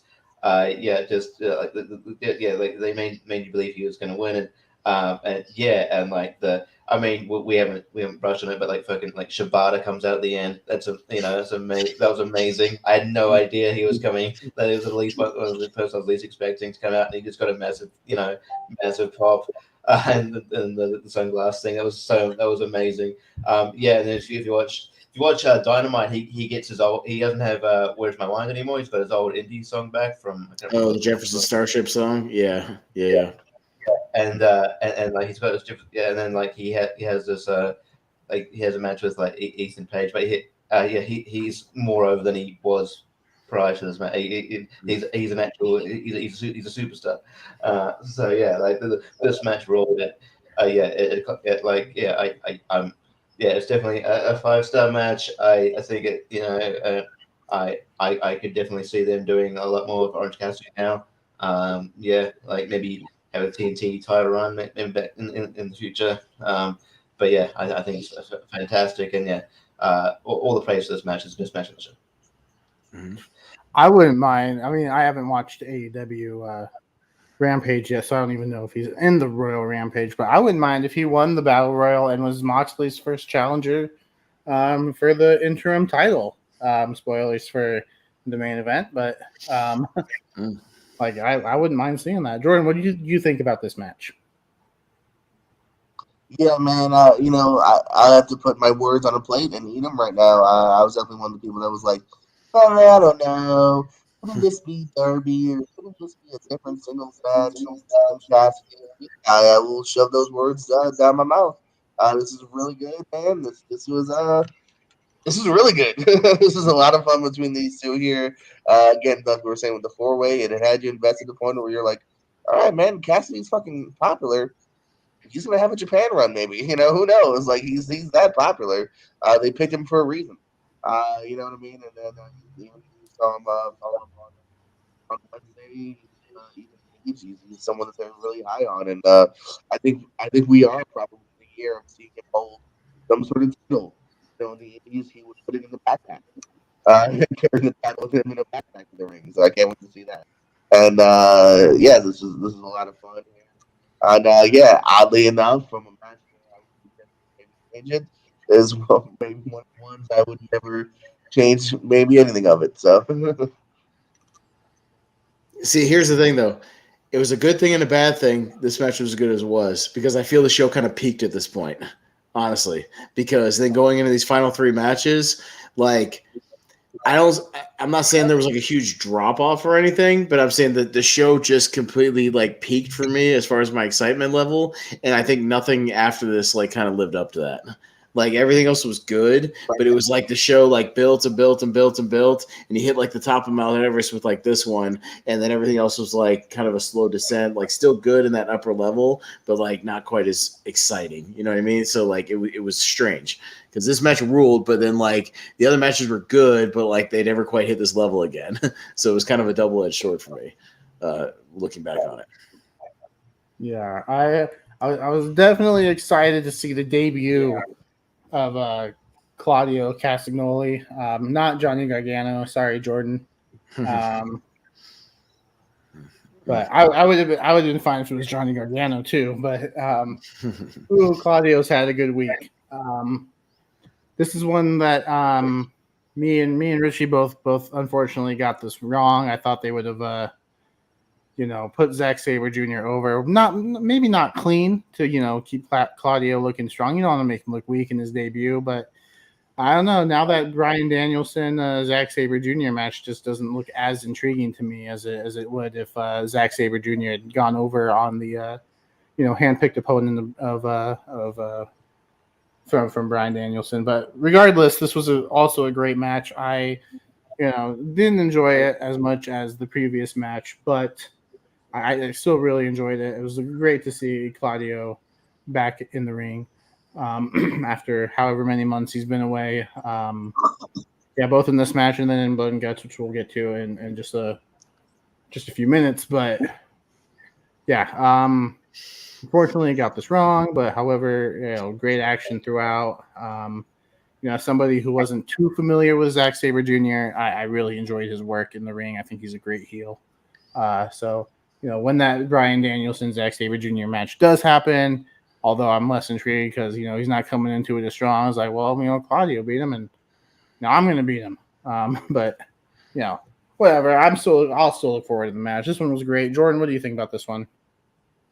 I mean, yeah, for Claudio, a dude that hasn't wrestled since 2011. We haven't. Claudio Castagnoli has not wrestled. Talking about ring rust, right? Man, what ring rust that guy must have for 12 years or whatever. My dumb Gargano pitch, man. I went. I should have won this game because I totally just went with it's the last thing I'd read was somebody going, oh, it's probably Gargano, and I went, all right, I'll go with you. I screwed myself in this game, but I was happy. I was happy with Cesaro, man. I'm a big fan. I think he'll fit pretty well here in AEW. So that was a good debut match here. I look forward to seeing more of him. I mean, there's lots of potential matches. They're already. If we talk about Blood and Guts, we're definitely leading up to him and Kingston. That's definitely something that they're already plotting the seeds of. So yeah, that was a good debut. He hit some big stuff. I love the little hold on pickup. Exactly. Oh my God. That was fantastic. I know Cesaro's got that strength in him. We got the swing. Started to get the swing. Got a little bit more of that later. So yeah, this was a fun one here. Yeah, really cool moment. Decent match. I enjoyed it. Yeah, awesome. What about you? Dude, I was so happy to see Claudio. Yeah, I've been a big fan of that guy ever since like his old days back in like IWA Mid South and CZW. Like I have these like indie Best of Claudio DVDs that are great, where he's having matches with like Kingston and Mike Quackenbush and Chris Hero and Ruckus and Eric Cannon, like all these guys, and he's having these like awesome matches. And like it was kind of like seeing the Claudio of old in this one, like him just having like almost like a great indie match with somebody like Sabre. Although it was interesting because Sabre's style, the way he wrestles, it made this match stand out as far as being unique from all the other matches of the card, because it was more kind of a ground and pound, back and forth kind of match with like the him hitting the submissions left and right, Claudio fighting back with the uppercuts, doing his big, dynamic stuff. I mean, we didn't even talk about the opening of the match where he bum rushed Sabre and damn near got with the neuralizer, yeah, and almost won. I thought that, and if he had done it, the crowd would have popped and it would have been something. You know what I mean? Like I almost would have bought it, and I was like, oh shit, is he going to win in like 10 seconds? Is he going to pull Goldberg? And I was like, damn, that's interesting. But then they ended up having a great match. Like the spot Jordan said, where he picked him up and walked him up the stairs and then tossed him in, was just like, that guy's so damn strong. Like he's so awesome. Like, and he's a really nice guy too. I shared a hotel room with him after an FITV show one time. Really nice, sweet, soft-spoken guy. It was around the time he was doing this gimmick and Ring of Honor stuff with like this briefcase for a little while, and he had this like caved in briefcase because every time somebody has a briefcase gimmick, it gets caved in from people getting hit over the head with it 800 times. So one of those fun things. He's a good guy. I'm very happy for his success, and yeah, he's been doing this for like 20 years or something, or like 20, like he's a super veteran of this thing. So, and to see him still in amazing shape, still doing his thing, I think he's going to fit right in with the Combat Club. Like it's a great pick, and yeah, he's going to have some awesome matches with a bunch of these guys on this roster. I'm really happy to see that. Yeah, this is fantastic. I have not much I can add here. It was good to see like he finished with the Ricochet, so they haven't seen that move in. The Ricola bomb. Yeah, Ricola. Ricotta. But yeah, the Ricotta bomb. Yeah, I haven't seen that move in ages. So it's like it's good to hear we brought it back. No, it's fantastic. I think Zack Sabre Jr. is fantastic. I like the way he wrestles. I also love his heel work. I think there was one point where someone in the crowd was like, make him tap out or something, and he yelled out, I'm trying. I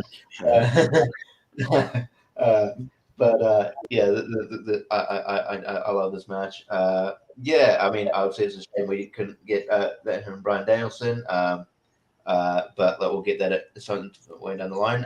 Apparently, according to Claudio in the scrum, that he was already signed anyway, but despite Bryan Danielson's injury, and he probably would have made an appearance at Ring of Honor's next show, which is actually in a couple of weeks, believe it or not, at this Death Before Dishonor. So that's where he probably would have debuted. But no, I think Blackpool Combat Club's a good spot for him. And they are sort of hinting that they do hint at the animosity between him and Eddie Kingston. So I don't know if they're going to build something there. Because there was legit heat there because Eddie Kingston didn't like how the fact he wouldn't put him over as he went to WWE. So it's good to see Claudio in the company, and hopefully JR will eventually. I don't know about legit heat. What? Legit heat. Legit heat. Okay, yeah. It's been 10 years. Let's get over it. Yeah, I mean, I mean, there was. Okay, whatever. And hopefully JR will be able to learn to say Claudio. Yes, July 23rd, by the way, Ring of Honor, Death Before Dishonor, and Lowell, Mass. Yeah, Samoa Joe, all the champions, basically.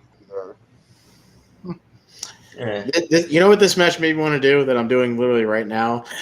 Best of Claudio Castagnoli on the Indies, 12-disc set for $35 with like everybody.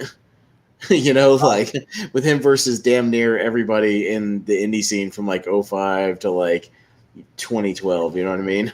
Like Yeah. everybody. I'm buying this shit right now. I'm gonna watch the crap out of this.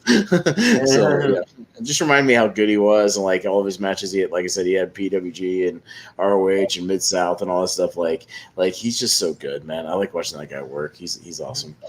Yeah. Yeah. Moving into the match with probably the weirdest finish of the night. Jay White retained his title by defeating Hangman Adam Page, Kazuchika Okada, and Adam Cole. Just this was a really great match, but that finish, it seems off. Richie, Yeah. what do you think about this one? Well, yeah, the match was really good. These four of the best in the business. I think they're fantastic. But yeah, the finish. I think what happened. I think Adam Cole legit got concussed on a Okada drop kick, and then like I think you can see Jay White motion to the referee that he's hurt. And so I think what's supposed to happen is that I think what was supposed to happen is that Okada was meant to hit Cole with a Rainmaker. Jay White would come in, hit Okada with the Blade Runner, and then he would pick up the pin on Adam Cole. But what happened is, he didn't actually get the Rainmaker in. He just sort of collapsed there a bit, and then it was like Adam Cole was just down, and then it was just sort of it just got flat, and it even looked like that Cole was trying to kick out, but he couldn't because he was too dazed. But it was kind of mad because it was a really good match up to that point. It was fantastic. I think I could watch these full guys work all the time. I think it's fantastic. But it's just I hope Adam Cole's all right, and he was actually going to this match injured as well because he's got dealing with some shoulder issues. So hopefully he gets that sorted and comes back soon because he's really good. But and hopefully Okada comes back at some point too. But I guess he'll probably just come back for the next one. But this match was good up until the finish. But I guess they did what they had to do. Mm-hmm. Yeah. Gordon? Mm-hmm. Adam Cole, Bobby Fish, Kyle O'Reilly, they're all hurt. And that's undisputed. That whole group, poor group there. Guys, as you guys said, these four are great, for me. Maybe this is just a really tight singles match because we already had a four-way on the card, but it was good. Obviously, a little bit whimpered by that ending because, you didn't really get that big, glorious ending. Maybe looking for a Rainmaker or something big to end, and then it just kind of ends, and you're left unfulfilled a little bit because of that here. Otherwise, though, it was good stuff. I do think the build to this could have been better as well, looking back on that. But, it's still good. I was right in that it was right before the main event. They put the titles next to each other, which could be argued not the best idea, too, to maybe give it a little bit more of a breather. But, it was good, just unfortunately whimpered by that ending. Yeah. Austin, what did you think? Yeah, it was a weird match. Something just wasn't clicking with this, and I don't know what it was because everybody in this match is great. You've got Jay White, you got Okada, you've got Adam Cole, and it's like. Yeah, and I'm not the biggest fan of Hangman Adam Page. I know some people are like really high on him. I'm not seeing it yet. I don't know what it is. I'm just not there with him. I haven't really been there. I thought the match with him and Punk was like pretty good, but I don't know. There's something about him that I'm just not with yet. I thought this match, if it had just been Jay White and Okada again, because they've had really good matches in Japan, I actually would have been into that. And if Jay White just got a cheap victory or something, I would have been fine with that. But instead they had this four-way that's kind of all over the place, and Okada not hitting the Rainmaker at all made him look a little weak, honestly, like going for it like 5 times and like never hitting it. And I know that was probably supposed to be part of the finish was him hitting the Rainmaker on Cole and then, Jay White stealing it from that. And that would have been great. But the finish, made it stand out. And look, I can sympathize. I'm a referee. I've had finishes like this, where there's stuff like this that takes the air out of the crowd. I remember there's one I did where I think it was Wes Briscoe, the guy who was in TNA for a little while, and somebody else. He came off the top rope, like completely shattered his leg, and just like the other guy just had to pin him, you know what I mean? And just like end the match. And like it was really awkward because the timekeepers weren't paying attention to me, and I was like, ring the bell, the match is over, and I'm like screaming it across the gym, trying to get them to like pay attention to me like they're supposed to be doing. And it was just weird because it kind of sucked the air out of the crowd. You could feel that after this match, just kind of sucked the air out of everything. So yeah, I definitely heard it. Again, technically everything was sound, but I felt like it was a little bit of a waste of Okada, honestly. And this match just could have been better. I don't know. You reshuffle it a little bit, maybe make it a 3-way or something, or just a 1-on-1 match. And I thought it would have been better. Yeah, I was with it till that finish, and even some of the spots in between, I was like, okay. And maybe I was just getting tired because of all the great wrestling we've seen up to that point. Mm-hmm. But all right, we moved into the main event, which I got wrong. Richie and I got this wrong.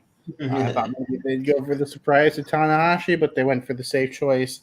And, the right choice, too. I mean, Moxley's in the company. He's going to be around and, whatever. But Jon Moxley becoming the interim AEW World Champion, defeating Hiroshi Tanahashi, becoming the ace as he wanted to. And, yeah, this was a really solid main event.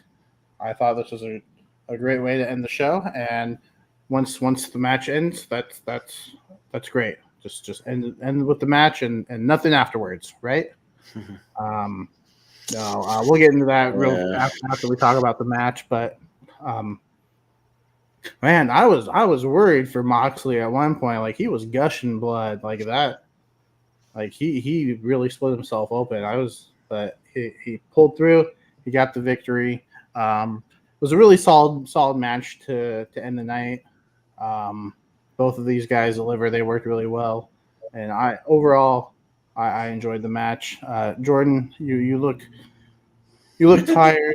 I'm gonna wake you up by letting you talk about this match next. Go for it. I look tired always. Just let it go. When your eyes are closed, it's a little different. Look, this is me trying as hard as I can. That's me trying. I'm trying to open them. Anyway, guys, let's talk about this match. All right, am I awake enough? So Moxley, Tanahashi, long in the making. It was decent. No, it was good. It was good. It's hard to say at this point. We've seen so much, so it's hard to say it stole the show because it didn't. But it was a good match. It had been a nice little build here. I mean, they went with the obvious choice because Moxley he's around. Tanahashi was never going to stay in the States, so I think it's kind of their only choice. I also feel like they were going to do Moxley as one of Punk's future opponents anyway, so this just works out now to where, most likely, unless they give it to somebody else meanwhile, you could still get Moxley versus Punk down the line. Let's see how long it will take to get to that, unless CM Punk won the Battle Royal tonight. No. But you never know. So yeah, this is good. It's also a good example of a good way to end this kind of show because you have the ace of New Japan, you have one of the aces, if you will, of All Elite. So good example of two of the top guys, having a first time banger to close out the show. So yeah, it was a good match. Not a bad match on the card. No, not at all. Austin, what did you think of the main event? Thought the main event was pretty good. Again, this is another one that I thought lacked something to take it to the next level. It felt like one of those New Japan matches that's like good, but kind of like just meandering for a while, and then it gets like really good at the end, and then it ends. And it's like as opposed to one of those New Japan matches where it starts to get really good, and then it gets like really, really, really good, and then it gets awesome. Like I thought to the point where it got like really good, and then it stopped. It was a little weird. Like so, because they didn't have that typical, a lot of these New Japan main events go like 30, 40, 50 minutes sometimes, and they really build up and kind of turn it into, hit that next gear. And I thought maybe they got their time cut a little bit or something. It's kind of what it felt like. But yeah, I like the story of the match of Moxley trying to turn it into a brawl, because that's what he does. He wants to draw people into a fight instead of a wrestling match. And again, it was good. Everything was sound. But I felt like Moxley's win was then kind of undercut by all the post-match shenanigans. I didn't feel like it was really focused on and really celebrated. It's like they did it, and then everybody came out and it's like, oh, we got to promote Blood and Guts now.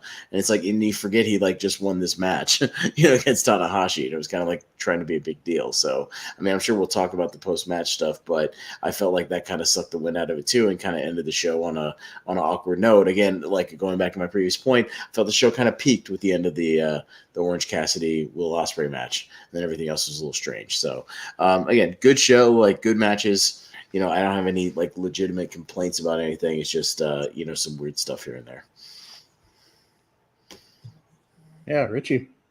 Yeah, I'm sort of in agreement with Austin that it this match is really good, but it didn't sort of get to that next level where it's this could be an absolute banger. It was really good. There was also I think there was time I think maybe the crowd weren't as into it as it should be. I think there was a point where I think someone in the crowd was fighting, so I just there was footage I saw where there was two guys fighting in the 10th row or something, and it drew everybody. And then because when they did the "you fucked up" thing, it's you fucked up because you just got thrown out of the show, not anything that they did in the match. Yeah. And it was so the whole crowd was distracted. Well, that's one of those things where, as Jim Cornette would say, you're never gonna get the crowd. It's gonna take a minute to get the crowd back. So what you do in cases like that, you snap them, you put on a fucking hold, and you just wait a minute. You know what I mean? And you just get your shit together and you just prep for the next thing, because you're not going to be able to get the crowd back from being distracted as much as that. Slap a hold on, transition, have the other guy slap a hold on, just wait a minute and then get started again. That's just what you do. So yeah. And I just think it didn't get to that next gear. It was a really good match. There was a point where I didn't realize that Moxley was supposed to get busted open from the stomps, whatever. It looked like he got but it looked like I saw he got a sling blade, and then he came out busted open. That's a weird way to get to do that spot, but but I realized it was from the stomps. But yeah, no, it was a good match. I guess Moxley winning makes sense, but yes, I guess we'll get into the post match thing. But yeah, I just didn't like how even when all the other AEW guys came out, to promote Blood and Guts, Tanahashi's still just laying there, just made Tanahashi look weak. It's Forbidden Door's done now, so we'll forget about you. At least just roll out of the ring and leave. You're not involved in Blood and Guts. If you walk away, it's come on, no one's gonna think anything. You lost the match. I mean, there could be that respect thing where you help them, but you don't need to. I mean, it's between Jericho Appreciation Society and the Blackpool Combat Club. Just roll out of the ring and leave, especially if nobody's gonna check on you or anything. Yeah, no one checked on it. Until Regal at the end. Forget that guy. It's okay, I thought it was a weird way to end the show. Yeah. Well, again, and this is the point I made in the it's you just had a pay-per-view, and now you're doing all this stuff to promote the free show that's coming up. That's on cable. I don't know. I felt like the show should have just ended with Moxley winning the title and making it about that title, and then maybe doing something to tease something for the future of his next competitor, or you could have even had, I don't know, could Punk have been there? Maybe at least been on the stage or something, do a stare down, anything. I know he's hurt, but he doesn't have to wrestle. It was in Chicago. He could have come out and got a big pop, and they just do a stare down or something, and just kind of a tease, eventually, man, I'm the real champ. You got to come for me. And it just a little something, a face-to-face little photo op, whatever. He would have got a huge pop in Chicago. So, it was a little strange way to I'd rather than promote a future storyline as far as dealing with the main event, rather than oh yeah, we got to push this other TV thing we're doing, in a couple of days. So it's a little strange.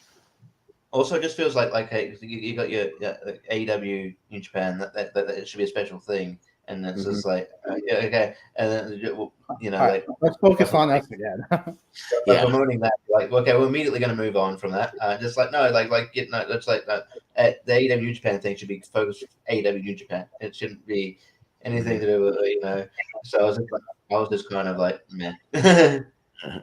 Yeah. I'll defend a little bit here. I seem to be the one that defends a little bit more. I like the fact that they're very heavy on like, hey, this is why you need to tune in on Wednesday. This is why you got to tune in on Wednesday. We'll tell you about Friday. On Friday, we'll tell you about Wednesday. That's very good. They're very good at that because TV is important. You really, you want people tuning into your TV. That gives you a lot of plugs as a company. But I do understand, especially when it is a title match. I'm starting to be leaning more towards you guys. Like it is true. Like Moxley won the title. Like it could have been focused on that. If you wanted to plug Wednesday again, do it before the match. Do a Well, big scroll down. Hey guys, we'll get to our main event. Here's what's up for Wednesday. And then let that moment stand a little bit. So I do definitely understand what you guys are saying I here. feel like if anybody who went out of their way to buy the pay-per-view is already watching the weekly shows. Like you don't need to sell that. Like to me personally, like you're not. Well, I mean, reach. if you have more New Japan people, though, if you have some New Japan first timers, maybe. Maybe, but are they watching it like oh go? They didn't even say like oh go on your Fight TV app in Japan, and watch Blood and Guts this Wednesday. Like they didn't really say that. Like if you were trying to do something like that, I mean, I get it, but at the same time, it's like again, I think the pay per view should be the focus of the pay per view. Like and let the TV be the TV. So I think you did enough to promote the Blood and Guts thing during the Jericho match, with the stipulation saying, they're going to do, they're going to have the advantage this Wednesday, make that the focus of that match. Or if you had wanted to promote a little more, have that match maybe a little later in the show and be like either a semi-main event or something a little bit bigger rather than just the opener. So that's just my opinion, but that's just the way kind of I see it. Yeah, and also like I think AEW do have an issue of like not letting like the moment soak in or let champions celebrate. It's not the first time that's happened. Like the first Dynamite after Thunder Rosa won the women's title, she never got to say anything and immediately got attacked by Nyla Rose. It's like dude, just let people like kind of let people get over as champions. Like, let the moment soak in, not just for her but for the fans. And then you can move on to the feud. But like just having it, people don't forget that. People forget that you're a champion. They just forget that you got attacked. They just so yeah. All right, real quick before we get into Blood and Guts, because that was the next thing that happened this week. We do it for every pay-per-view. We're going to do it for this one too. Out of 10, what would you rate this show? I'm going a 9.75. I thought this was nearly a perfect wrestling show. There were a couple things that held it back. That women's match just wasn't, and then that finish in the IWGP title match is kind of, I was like, but nearly perfect from top to bottom. So I'm going to 9.75. Austin, what about you? I'm sorry, did you go to me? I blanked out for a second. Yeah. Not that I blanked out, my internet kind of walked out for a second. Because there was literally nothing bad on the show, like technically, and I think that's a hell of an accomplishment itself when you can have everything either be good to great. That warrants, an overall pretty high score. So I'm going to go a pretty solid 9 out of 10. I think it was really good because, the only thing that would make it a 10 is if it had that one match that was like, or even like two matches that were like those big like match of the year 5-star classics. You know what I mean? Like the Will Ospreay thing was good, but had you had that and one of the other 3 matches after that, like one of the main, either the main or semi-main event, be like a 5-star as well, it would have put it over the top for me. But it just like again, it didn't hit that at that point. Jordan. Yeah, I'm gonna say similar. I'm saying 9.2. Again, there's really nothing but to talk here about. Even the minor gripes, they're relatively minor. I can't quite go higher than that though because I would maybe love a main event that maybe had more of a heel face. Something really to sink me in because at the same time I wasn't necessarily rooting for Mox or Tanahashi. I was just kind of like, all right, whoever wins, I'm relatively cool with. So like maybe that's missing a little bit from a show like this, but as far as quality wise here, everything was pretty darn good with some real bangers. And this is a show that if you didn't see it, even hearing the results, I'd say it's still, search out, find it, watch it. Absolutely. Mhm. Richie.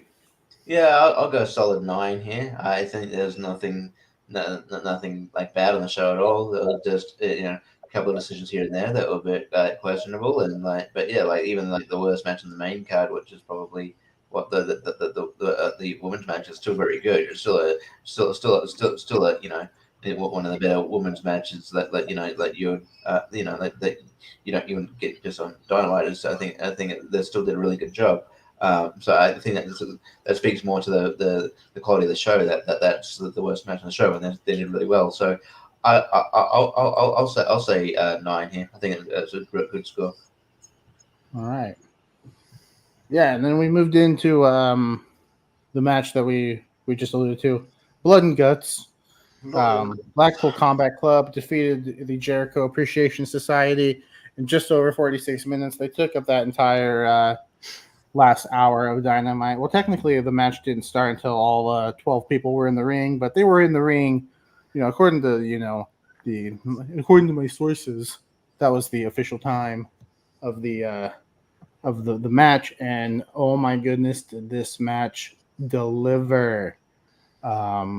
I don't know. Austin, did you watch Blood and Guts? I could not find the full match anywhere because again I don't have cable, and I found the clips that I could. I think they officially posted kind of like the last 6 or 7 minutes of the match, so I got to see like the giant swing stuff and like Sammy getting tossed off the thing onto the crash pad, which was obviously like out of place. Tables at a crash pad, just with a canvas put over it. But hey, you do what you got to do to be safe. I'm fine with that. But yeah, so I saw like kind of the final stuff, saw whatever clips I could find online and listened to a podcast kind of about it. So, I'm familiar with what happened. The only complaints I really heard was that having it be on TV, the commercial breaks kind of interrupted the flow of it a little bit. And maybe you guys can comment on that. But yeah, it sounded like it was a lot of fun. And from what I heard, there was somebody in the match, one of Jericho's guys that bled like fucking Eddie Guerrero on Judgment Day. So much blood. Angelo Parker. Yeah. They delivered on the blood and Blood and Guts this time.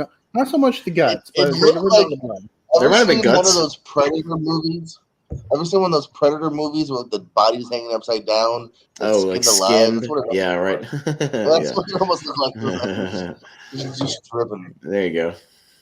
Yeah, and yeah, the commercial breaks they kind of did picture in picture as much as they could, but I think there was one point where like they stopped doing that for a certain commercial and then came back, and that kind of hurt it a little bit. But once they like went into that final 6-7 minutes, like you were easily hooked back in my opinion.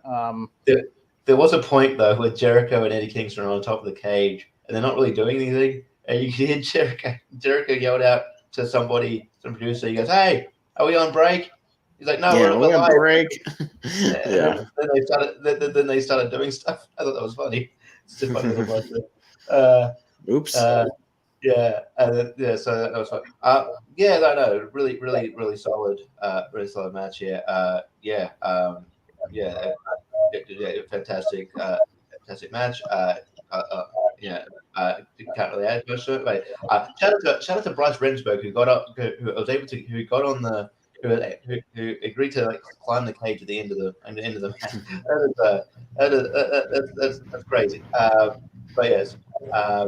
I would pretty much note too. Santana blew out his knee at the start of the match. I think he's injured. So unfortunate. Yeah, dude, I swear AEW has the Danhausen curse of injuries right now. I think he put a curse on the promotion for that. Everybody on every show has to have somebody getting actually hurt.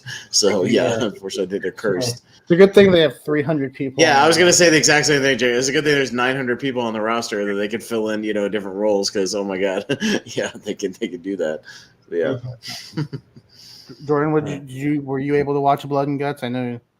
Did you left yesterday, right? Or did you leave today? Are you there? So I was actually I'm here. I was able Okay. to watch it actually in here like a couple hours ago. I was finally able to log into my account and watch the replay. So I just saw it pretty recently actually, and yeah, it was fun. A little mix up there from Guevara at the beginning, which I feel like didn't he also mess up something in the first one, Guevara? So maybe he's got to watch out how quickly he goes. But I mean, yeah, little spots here for everybody here. Again, some fun stuff from Wheeler. I think really decent about giving everyone kind of their moments here. I do agree. Commercials did kind of kill the flow because unlike that one time with Jericho, I feel like a lot of times with AEW, something that WWE is actually pretty good on is they don't do a lot during commercials. Well, AEW sometimes does. Like they'll come back from a commercial and even picture in picture, like I don't know, I still want that full screen with commentary, like seeing it happen, like instead of being like, oh, by the way, in case you missed it, here's what happened, and it does kind of kill the flow. But on a pay per view, it'd be great. I would love to see maybe if they could get like clearance to like not do commercials for the last 40 minutes, on the next one. That would be pretty cool. I thought it kind of slowed down on the cage at the very end. I feel like maybe they had plans for something, or there's a hell of a lot of nothing on the top of the cage. I feel like they had to improvise some stuff just because Santana was not in the match. Like he was in the match for like 2 minutes, and then like unfortunately he just couldn't go anymore. I think Eddie Kingston was banged up too. I think he said to Claudio at the end, he's like, oh yeah, I'm all right, but I can't move, my back hurts. He tries to get him up, and he's like, "Hold on, brother." yeah. It's So weird because if you're teasing the feud between those two, and he's accepting help from Claudio, the one guy in the Blackpool Combat Club he doesn't like, and yeah.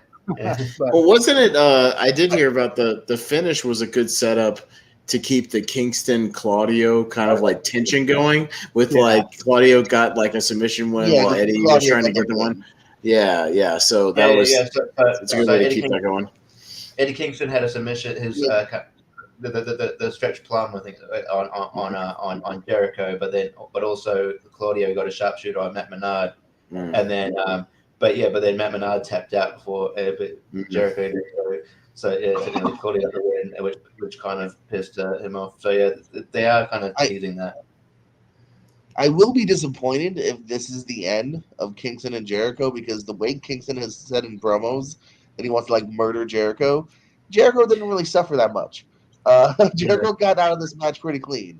So if that's the end of Kingston Jericho, that ended on kind of a whimper. I hope there's more there. Well, I think you got to go one more now because Jericho's won twice. Anarchy in the arena, and then the match on Sunday. Now Kingston's won twice. You got to do a singles to end this. Maybe because I feel like this didn't feel like the blow off with those two, because like Jericho and them didn't really do that much, like compared to others. Yeah, maybe you introduce AEW's version of a cell just so no one can get in. I don't know, but yeah, there's got to be a blow off, and then then King Eddie can move on to Claudio or whatever is next. But no, this was a really solid TV match. It's probably my second favorite match of the week. I loved it. I got home just in time as it was starting, and like. Yeah, I was getting ready to make dinner, and I was like, "Nah, dinner can wait. I'm gonna watch this match instead." And, I was glad I did because it was great. Great way to end AEW's week for me because I have not watched Rampage yet.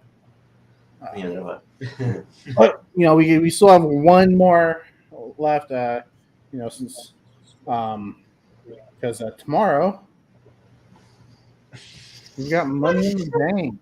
I forgot it was tomorrow. I thought it was on Sunday, and then I was reminded, no, it is tomorrow. And I will be on Rankum while the show's going on. So maybe I'll have it on in the background so I can see how many of my predictions I get wrong. But yeah, it's worth noting too. They're going head to head with the UFC pay-per-view. Probably not great. Anyway, are they? Oh. Yeah, but he is Rhoda's son anyway. Alright. Maybe that's why they didn't put Roman on. They were like, we don't need. No one's gonna watch anyway. But no, yeah, this is definitely the Isn't this the one they downgraded to the MGM Grand instead of yeah. the bigger arena? Like they downgraded it for a couple of thousand seats or something. Like that's actually ironically where the UFC used to have pretty much all their shows at that MGM Grand arena, like you were talking about. So yeah. But excuse me, we got 6 matches on the card, 2 Money in the Bank ladder matches, and then every other match is actually a championship match. So can't really fault them for not putting their championships on the pay-per-view this time. Every match has to do with a championship technically, except for the IC and the undisputed world heavyweight universal, whatever they're calling it now. Yeah, you don't get Roman, you don't get the IC title. So same as the usual. Yeah, but Gunther is defending the title, which is nice. The first match that Wikipedia has listed is Bianca Belair taking on Carmella, defending the Raw Women's Championship. I think this one's pretty simple. I think Bianca Belair is retaining.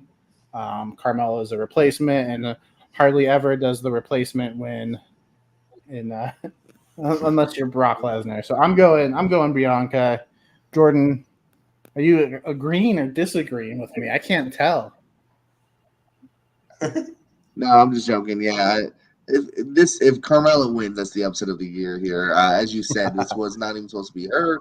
There's going to be a juicier match with her and Ripley, and I guess she had to continue to get braces or something. I don't know. I read that she's dealing with something to do with her brain, like her brain injury. So hopefully everything is good there. Oh, okay. She gets that taken care of, and for sure, which is very unfortunate timing because. So very unfortunate timing too with her and Judgment Day, and looked like she was going to get like a real juicy. And honestly, if it was her, I'd be not sure where I'd be going with my vote if it was Ripley, because I would think maybe there's a good chance she's got it. But anywho, it's Carmella now. She just came back from her marriage, her honeymoon or whatever. It's first time we've seen her. Marriage.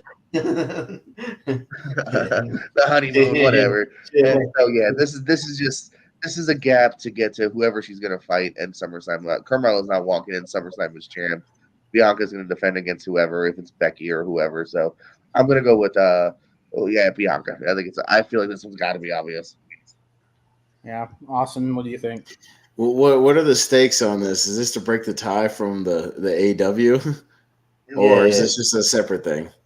I think it's to break the tie. Why would you continue off of another show? That one's done. We tied. This is a separate game. Okay. All right, so the 3 of us will collaborate on the next show, and Richie just has to agree. Yeah. Sure. Okay. Richie sets it up. All right. I mean, I don't watch any of this WWE shit, so like, you know what? I'm just gonna be all over the place. It's going to be the upset night of the year. Carmella wins and takes the title. He's right. I'm going to be Richie? Yeah, look, I've got Bianca here. I'm sure Carmella is a nice person. I don't care. I don't give a shit. I probably won't even watch the show. Like, I don't give a shit. Yeah. So, you know what? I don't care. Like, I'm just going to go off the wall predictions for this whole thing. Fair enough. I'm sure Carmella's a nice person.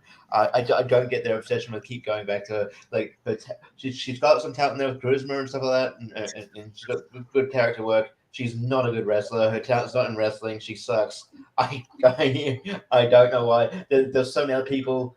There's so many other people you could have used to replace Rhea Ripley. Why did you go with Carmella? I feel like if you watch that, they're in the Money in the Bank match. Yeah, they're all in the Money in the Bank match. Like, yeah, you could have worked it around, but got someone who could work. I don't know what they've done. They've done Bianca and Carmella before. I don't get their obsession with Carmella, to be honest. Bianca, a bit savage. I was a bit savage there, to be honest. I don't usually get that hard on somebody. Yeah, just match and married before you, evidently. The next match Wikipedia has listed is the men's Money in the Bank ladder match, which will see Seth freaking Rollins. Because he gets his name added to while everyone gets their name taken away from. Seth Rollins, Drew McIntyre, Sheamus, Omos, Sami Zayn, Riddle, and I'm assuming added tonight on SmackDown, Madcap Moss. Yeah, he won a 4-way just a little bit ago, so Moss was the last one. Austin, who is walking out with the briefcase. You know who's going to walk right up in that ring and just grab it without a ladder? Omos is going to be the Money in the Bank winner. He's going to reach his hand up and just grab the belt, and he wins the match. So there you go. Jordan, what do you think? God, I hope not, but honestly, maybe. Vince McMahon doesn't Vince McMahon like really big guys? So why not? Why the fuck not? He likes really big guys. The guys who suck. I mean, Great Khali was the champion at one point. He was the champ at one point, so anything could happen. I legit stopped watching when Khali won the title. I went, all right, well, I'm going to do something else. Yeah. Yes, like I said, that's quite possible. I'm going to go with the man with the most unique middle name of freaking. I'm going to go with Seth Rollins. I think he can have a lot of fun being that prick with the briefcase, be cocky about how he's cashing before. He has kind of the best cashing in history. And I think there's also a good story to tell of maybe Cody Rhodes stops him. So I don't think he necessarily even needs to successfully cash it in. I think I could see him being stopped and being put down in his cash-in as well, or cashing in and being a fucking cocky champ. I think it could work either way. So I'm going to go with Seth Rollins. Richie? Seth Rollins is a good shout. I always prefer Money in the Bank to kind of be utilized to, propel up and coming people. I don't think Seth doesn't need this belt. Need the briefcase to get the belt. He's already established. So even though he's already had time in the spotlight recently, I'm gonna go Riddle here. I think he's got a bit of a momentum. If I was doing my predictions for real, I'd go with Riddle. But but I'm just doing some fun predictions because I don't give a shit. So Omos and Carmella have big nights tonight, and we'll talk about some of the other ones. I just think Riddle's got some momentum. I think you don't have to have him cash in right away. You maybe have him cash in when Randy Orton comes back or something like that. Yeah, I think Riddle will be a good Money in the Bank holder. So I would say Riddle. Well, Riddle has kind of moved away from Roman. You know who's still kind of working with the bloodline? And I think the story could be very interesting with him holding Money in the Bank. I'm going with Sami Zayn. I think Sami Zayn is going to take this. I think he can do some fun heel things. I think Seth Rollins is a good shot. I think Riddle is a good shout. And if he wins he gets it, he cashes it in, he beats Roman Reigns, and Johnny Knoxville comes out, and we have our new main event for next year's WrestleMania. No. There you go. There's my booking. I wouldn't be surprised if either Seth or Riddle won. I think Riddle, you do kind of have that story of, as long as Roman's champ, Riddle can't, face him for the title because of the stipulation from their title match. But, maybe the Money in the Bank is his way to get back in there. Seth Rollins, he could have some fun with it just based off his character work. But I just think storyline-wise, I think Sami Zayn is going to take it. And also, I think we're going to have – this is totally nothing to do with the predictions – but I think we're going to have a new tag team come out of this, and that's Drew McIntyre and Sheamus. They kind of tagged together on SmackDown recently, and I would love it. Obviously, WWE needs tag teams, and I think Drew and Sheamus would be a good tag team. A fantastic tag team. Why don't they just go raid the AEW tag team division? They've got 900 tag teams. Just go take a few of those. You can take a few off of Dark and nobody would notice. or sign some people who are in tag teams that are reason let that go. Like we didn't mention the Alan Angels contract. Bring him in. Yeah. All right, Jordan, we'll go to you first for the women's Money in the Bank match. This one we'll see Lacey Evans, Alexa Bliss, Liv Morgan, Raquel Rodriguez, almost said Raquel Gonzalez, Asuka, Shotzi, and Becky Lynch, who's taken the women's briefcase down this year. I forgot who said it just now, but someone was saying how, someone like a Rollins doesn't need the briefcase. And I agree that sometimes you got to give it to someone new, an up-and-comer, someone that really needs it. But WWE doesn't necessarily agree with me. So I'm going to give it to Becky Lynch and say it's going to be this person that gets everything always anyways. So I could see it being kind of fun with her and Rollins both walking around with briefcases. They're both kind of these crazy avant-garde heels right now. They both have very similarities too if you look at kind of what they're going with. She's kind of Lady Gaga. He's got crazy dripping suits. So I'm gonna say Becky Lynch walks away with the briefcase. Maybe even doing it that night to Bianca. Who knows? Or she's someone I think will cash in and take it off of Bianca. Yeah, I think it's worth noting that no woman has held the Money in the Bank contract for longer than a week. Except for Carmella. Really? No one's ever had fun with it. Oh. I think Carmella cashed in. I think Carmella's held it the longest, but technically that was James Ellsworth. Well, yeah. I didn't talk about that. But yeah, after that, like Alexa Bliss, same night. Bailey, same night. Nikki ASH, the next night.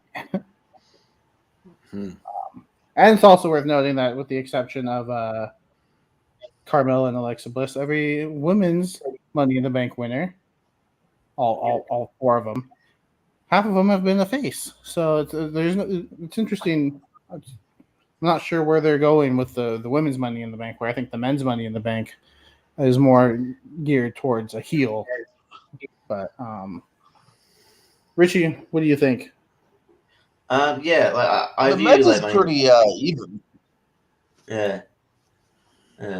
I view Money in the Bank kind of like King of the Ring. Like you don't have the most over the most your biggest star win King of the Ring. It's supposed to be an elevation type of thing. So that's what I view Money in the Bank as. So as such, I'll give someone who they're very I think they're elevating her, but then I'm like, oh, are they? But then I'm going to say that Liv Morgan wins Money in the Bank.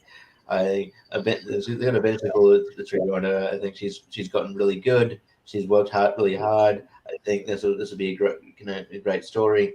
So I'll say Liv Morgan. Okay. I'm gonna go with somebody who's won the Money in the Bank ladder match, but didn't actually win the Money in the Bank contract. I'm gonna go with Asuka. I think it'd be interesting to see what Asuka could do with the briefcase, because we didn't really get that last time because Becky Lynch was pregnant and had to relinquish the belt, and the match was actually for the Raw Women's title. So I'm curious to see what Asuka does with the briefcase, and maybe that's a way to continue an Asuka Becky Lynch feud. You can include the briefcase in that, but I wouldn't be surprised if either Becky Lynch or Liv Morgan won, or whoever Austin's going to pick. I for real don't know who Raquel Rodriguez is, so she's going to win. She might actually. That's not a bad shout. It's possible. I looked at the line. I was like, I don't know who that is. I've never heard of that person. so she'll win. All right. So we've all picked somebody different, I think, for all these matches so far. The Money in the Bank. So that's interesting. And watch none of us be right for either of them. I think one match we can't agree on, except for maybe wrong. Okay. No, I'm saying, how fun would that be if 4 out of 6 possible choices are wrong? Right. I think one match we can't agree on, except for maybe Austin. We've got Ronda Rousey and Natalya squaring off for the SmackDown Women's Championship. Richie, do we see a new champion, or is it Ronda retaining? I mean, part of me wishes we would because I'm not have been a fan of Ronda's run. I think she definitely needs a manager. She's not good on promos. Um, uh, but I will say that no, but I think this is a good, decent feud for her. It'll be a decent match for her, but I think Ronda retains. Yeah, I'll keep it short and sweet. I think Ronda retains as well. Austin? I think it ends in a disqualification. That's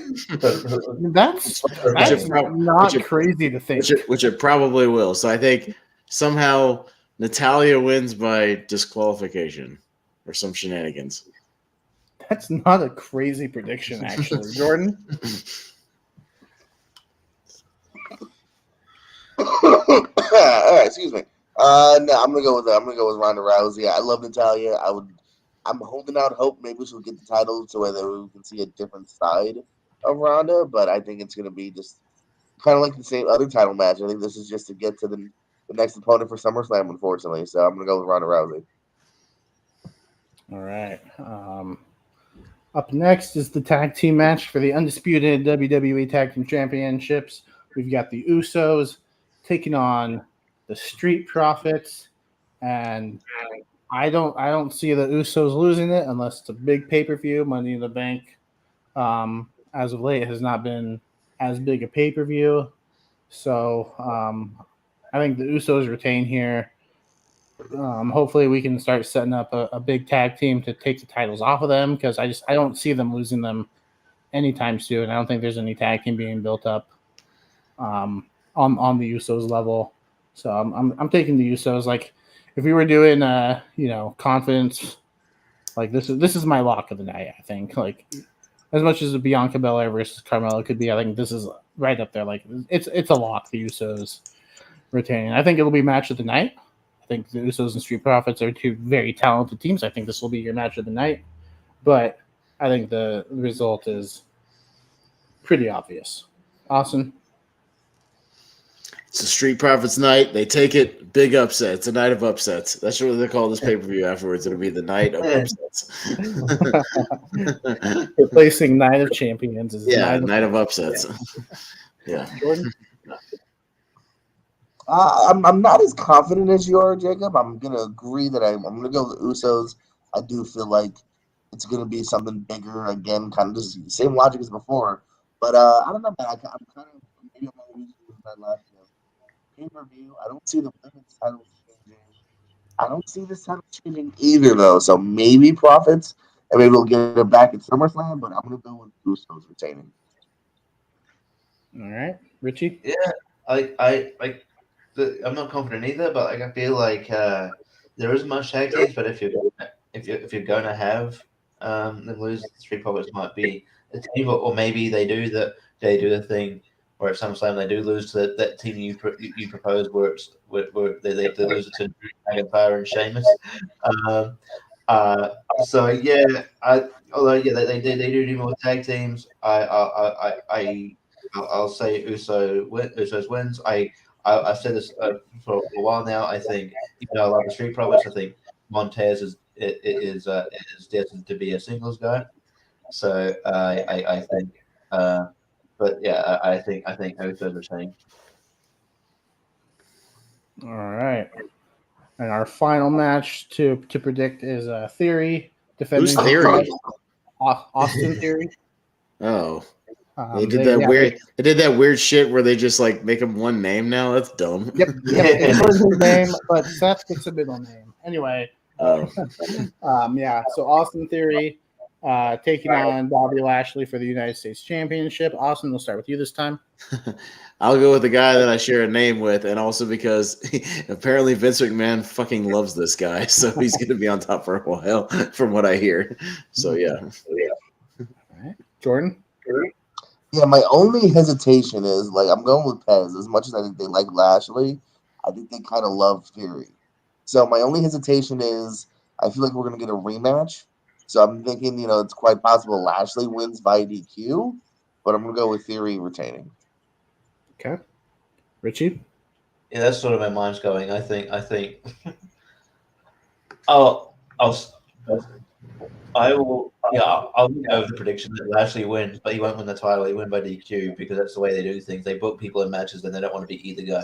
I think Theory wins by shenanigans and retains his title via shenanigans, and then Lashley gets a rematch. Either way, I think that Yeah. they're building up that at SummerSlam they want Theory and Cena. So I think Theory retains somehow, but I'll say Lashley gets the DQ win because I don't want to beat the other guy because they keep doing. It's pay per view. They shouldn't do that. That's what they do. So I'll say Lashley by DQ. But they do it all the time, so it's like, yeah, they shouldn't, but they do that shit. Didn't AJ Styles and Nakamura have a feud where they were shotting each other for like every other match, and that was how yeah. pay per views. Yeah. I think Lashley wins, and I think Lashley wins because Cena distracts Theory, and that's how you set up the Theory Cena SummerSlam match. I don't think that match needs the title. This gives Lashley something to do going into SummerSlam. I think Lashley will make a great United States champion, and yeah, Theory and Cena can fight their program. Cena's kind of been, talking about Theory on social media and stuff. So I mean, I think that's obvious. And then they're just from their interaction on Monday when Cena was at Raw. I think the writing's on the wall. You kind of heard some references to John Cena too. If you go back and watch Theory and Ali from the WrestleMania Backlash or whatever the last Hell in a Cell is the last pay-per-view. Sorry. They kind of made some references to John Cena, like talking about ruthless aggression and just different phrases that John Cena would use or were used to describe Cena. So they've been setting this up for a minute, I think. I'm gonna go Lashley because Cena distracts him, whether it's his music or whatever. But I think this is the one championship that changes hands at Money in the Bank. So, all right, that is my prediction. I'm saying it right now. If my wacky batshit crazy predictions win, we are watching and reviewing December to Dismember. Mark my fucking words. Okay. I think that's fair. If you somehow win, we are going to dig into that network and pull up that infamous pay-per-view from Birmingham, Alabama, and we are going to watch the shit out of that show and talk about it. I'm going to make you guys rage quit this show. We'll just do a live reaction. Yeah, we'll just watch it in the background because it's a short show. Wasn't it like 2 hours and 15 minutes? Well, they only had 2 matches booked going into the show. Yeah. No, it was like a Raw show or something. Like, yeah, they just did it all on the fly and then it ended up being like 2.5 hours and like nobody gave a shit by the end of it. Yeah, we could literally do like a live reaction. It'd be as long as this show we're doing right now. We could just watch it and react to it. We showed up to the arena and like, wait, this isn't a house show? Yeah, right. Shoot. We are approaching the 2.5 hour mark. This is one of the longer shows, but that's to be expected when you're covering 2 pay-per-views. Sorry, WWE likes to call them premium live events now. That was our review of Forbidden Door. It's going to be a contender for show of the year by year's end with some match of the year candidates, in my opinion. But we'll get to that come December. We'll definitely be doing some year end stuff. And next week, I believe, Jordan's has asked that we do a top 10 of the year so far. So I think we'll do that next week, along with some other stuff. Maybe Money in the Bank review if it's a good enough show. Which it might be, the ladder matches always deliver for the most part. So those will be fun. But yeah, I'm Austin. What do you got going on? Point of clarification. If I join you guys for that show, which I may or may not, because I don't know if I've seen enough stuff, week to week here. I've only watched like a couple of the pay-per-views, a couple of the shows. I mean, maybe if I like went on some lists online and watched some stuff, whatever. But could it be potentially from other promotions and things like indie promotions or anything like that, or Yeah, you know, absolutely. Just anything? your top 10 favorite matches Gotcha. that you have watched from Mm, 2022. okay, we'll see. I'll let you know. I'll keep All on right. standby. Unless I somehow win this prediction contest and come on and gloat about that, and then be like, "Hey, my wacky WWE predictions with their goofy booking. I won the predictions just as a goof. And everybody else is pissed." So, no, yeah. As far as just getting back to business, yeah, I'm all over this network. Obviously, the Movie Hero Network. Me and Jacob are going to try to do our show. I believe Sunday night is what we're talking about. So Yep. we're going to try to do that and talk about the Jurassic franchise. So that'll be fun. Just kind of talking about the movies, in order, and just chatting about them. Me and Henry Confidential had to switch our Let's Rank Stuff calendar because we completely forgot that Thor didn't come out this week. It comes out next week. So we were going to do Taika Waititi filmography, ranking, and then we're like, oh yeah, it doesn't come out for another week, so we got to wait. So instead we're going to do Time Travel Duo versus Back to the Future versus Bill and Ted. So we're gonna rank all six of those movies, and that'll be kind of fun. So we're gonna throw all six of those. Yeah. So it's just we've got all kinds of wacky stuff. I've got as backup, so we just kind of shifted some things, but we got some good stuff. We've already got our next 2 months of rankings lined up, so that's gonna be fun. Nice. So yeah, and anything else? I got some battleground matches that have been filmed that I won't talk about that'll be coming out and things like that. So we'll get those when we get there. Yeah. He won't talk about them, but I will because I was a judge, and when that match comes out, y'all gotta watch it. Watch that shit. And I'll just give you a little preview of why. Watch. That'll make sense in a couple weeks. This will make sense when you watch the battleground match. Austin pulled a JPO during the battleground match and just started playing with action figures, maybe. Jordan, I know you're traveling, but do you have anything you want to promote? Mm-hmm. Yes, I'll be live here in Atlanta for the rest of the night. So if anyone's in Atlanta, just let me know. Then I will be in Arizona soon in a couple days. And, I'll have more news about Pierce Wrestling and all the Pierce Go stuff, all that fun stuff. We'll be back to regularly scheduled programming soon. One of those words. Yeah, I got you. Most importantly, how comfortable is that bed? Mm-hmm. That comfortable, Richie. Anyways, Richie, where are you going to be? Very comfortable. Yeah. Yeah. What about you, Richie? What do you got going on? Okay. All right. Man. I've got a couple things coming up. I'm always here on the Movie Hero Network. Next tournament I'm doing is Sly vs. Arnie. Sunday, so it should be fun. And then I've signed up for a bunch of stuff.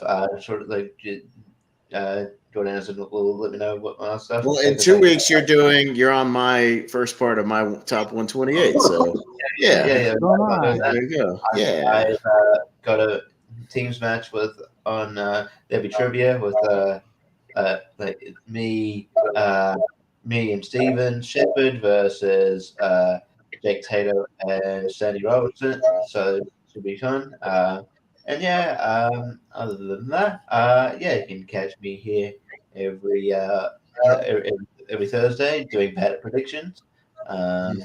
Apparently, eventually I'll win this thing. Maybe, I don't know. I'm around. But yeah.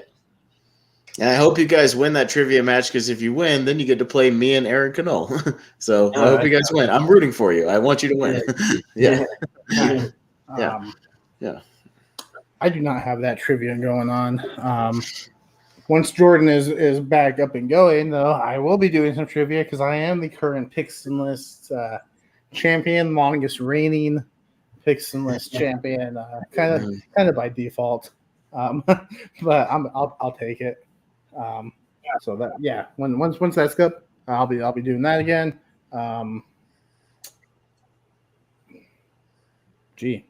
Thanks.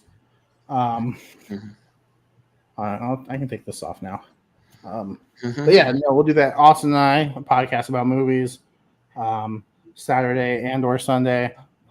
Depends on the week. That's why it's important just to hit the bell if you want to watch and join in the conversation, because that's usually what it is. It's just a fun conversation the two of us have about whatever movie franchise or movies we want to talk about. So yeah, join in the comments and join us. Join us as well for the Lonely Marks every Thursday. We pushed it to Friday because of the just scheduling conflict with Austin. Yeah, the Battleground match yesterday being taped, so we pushed it to Friday, and it helped Jordan be able to join us even though he's traveling. So Jordan was able to join us as well, talk about the biggest show of the year so far, which is a lot of fun. So yeah, join us next week as we do whatever shows we're doing. Tier ranker, tournament fights, snack hero, whatever. Maybe we'll get a top 12 frenzy again at some point. We'll do that at some point. It's just you got to have like 6 people available for that, so it's a little scheduling thing, and people have to write it. You got to do research, man. I gotta when we do that and write those, I gotta write like 30 top 12s. It's kind of hard, so it takes a long time.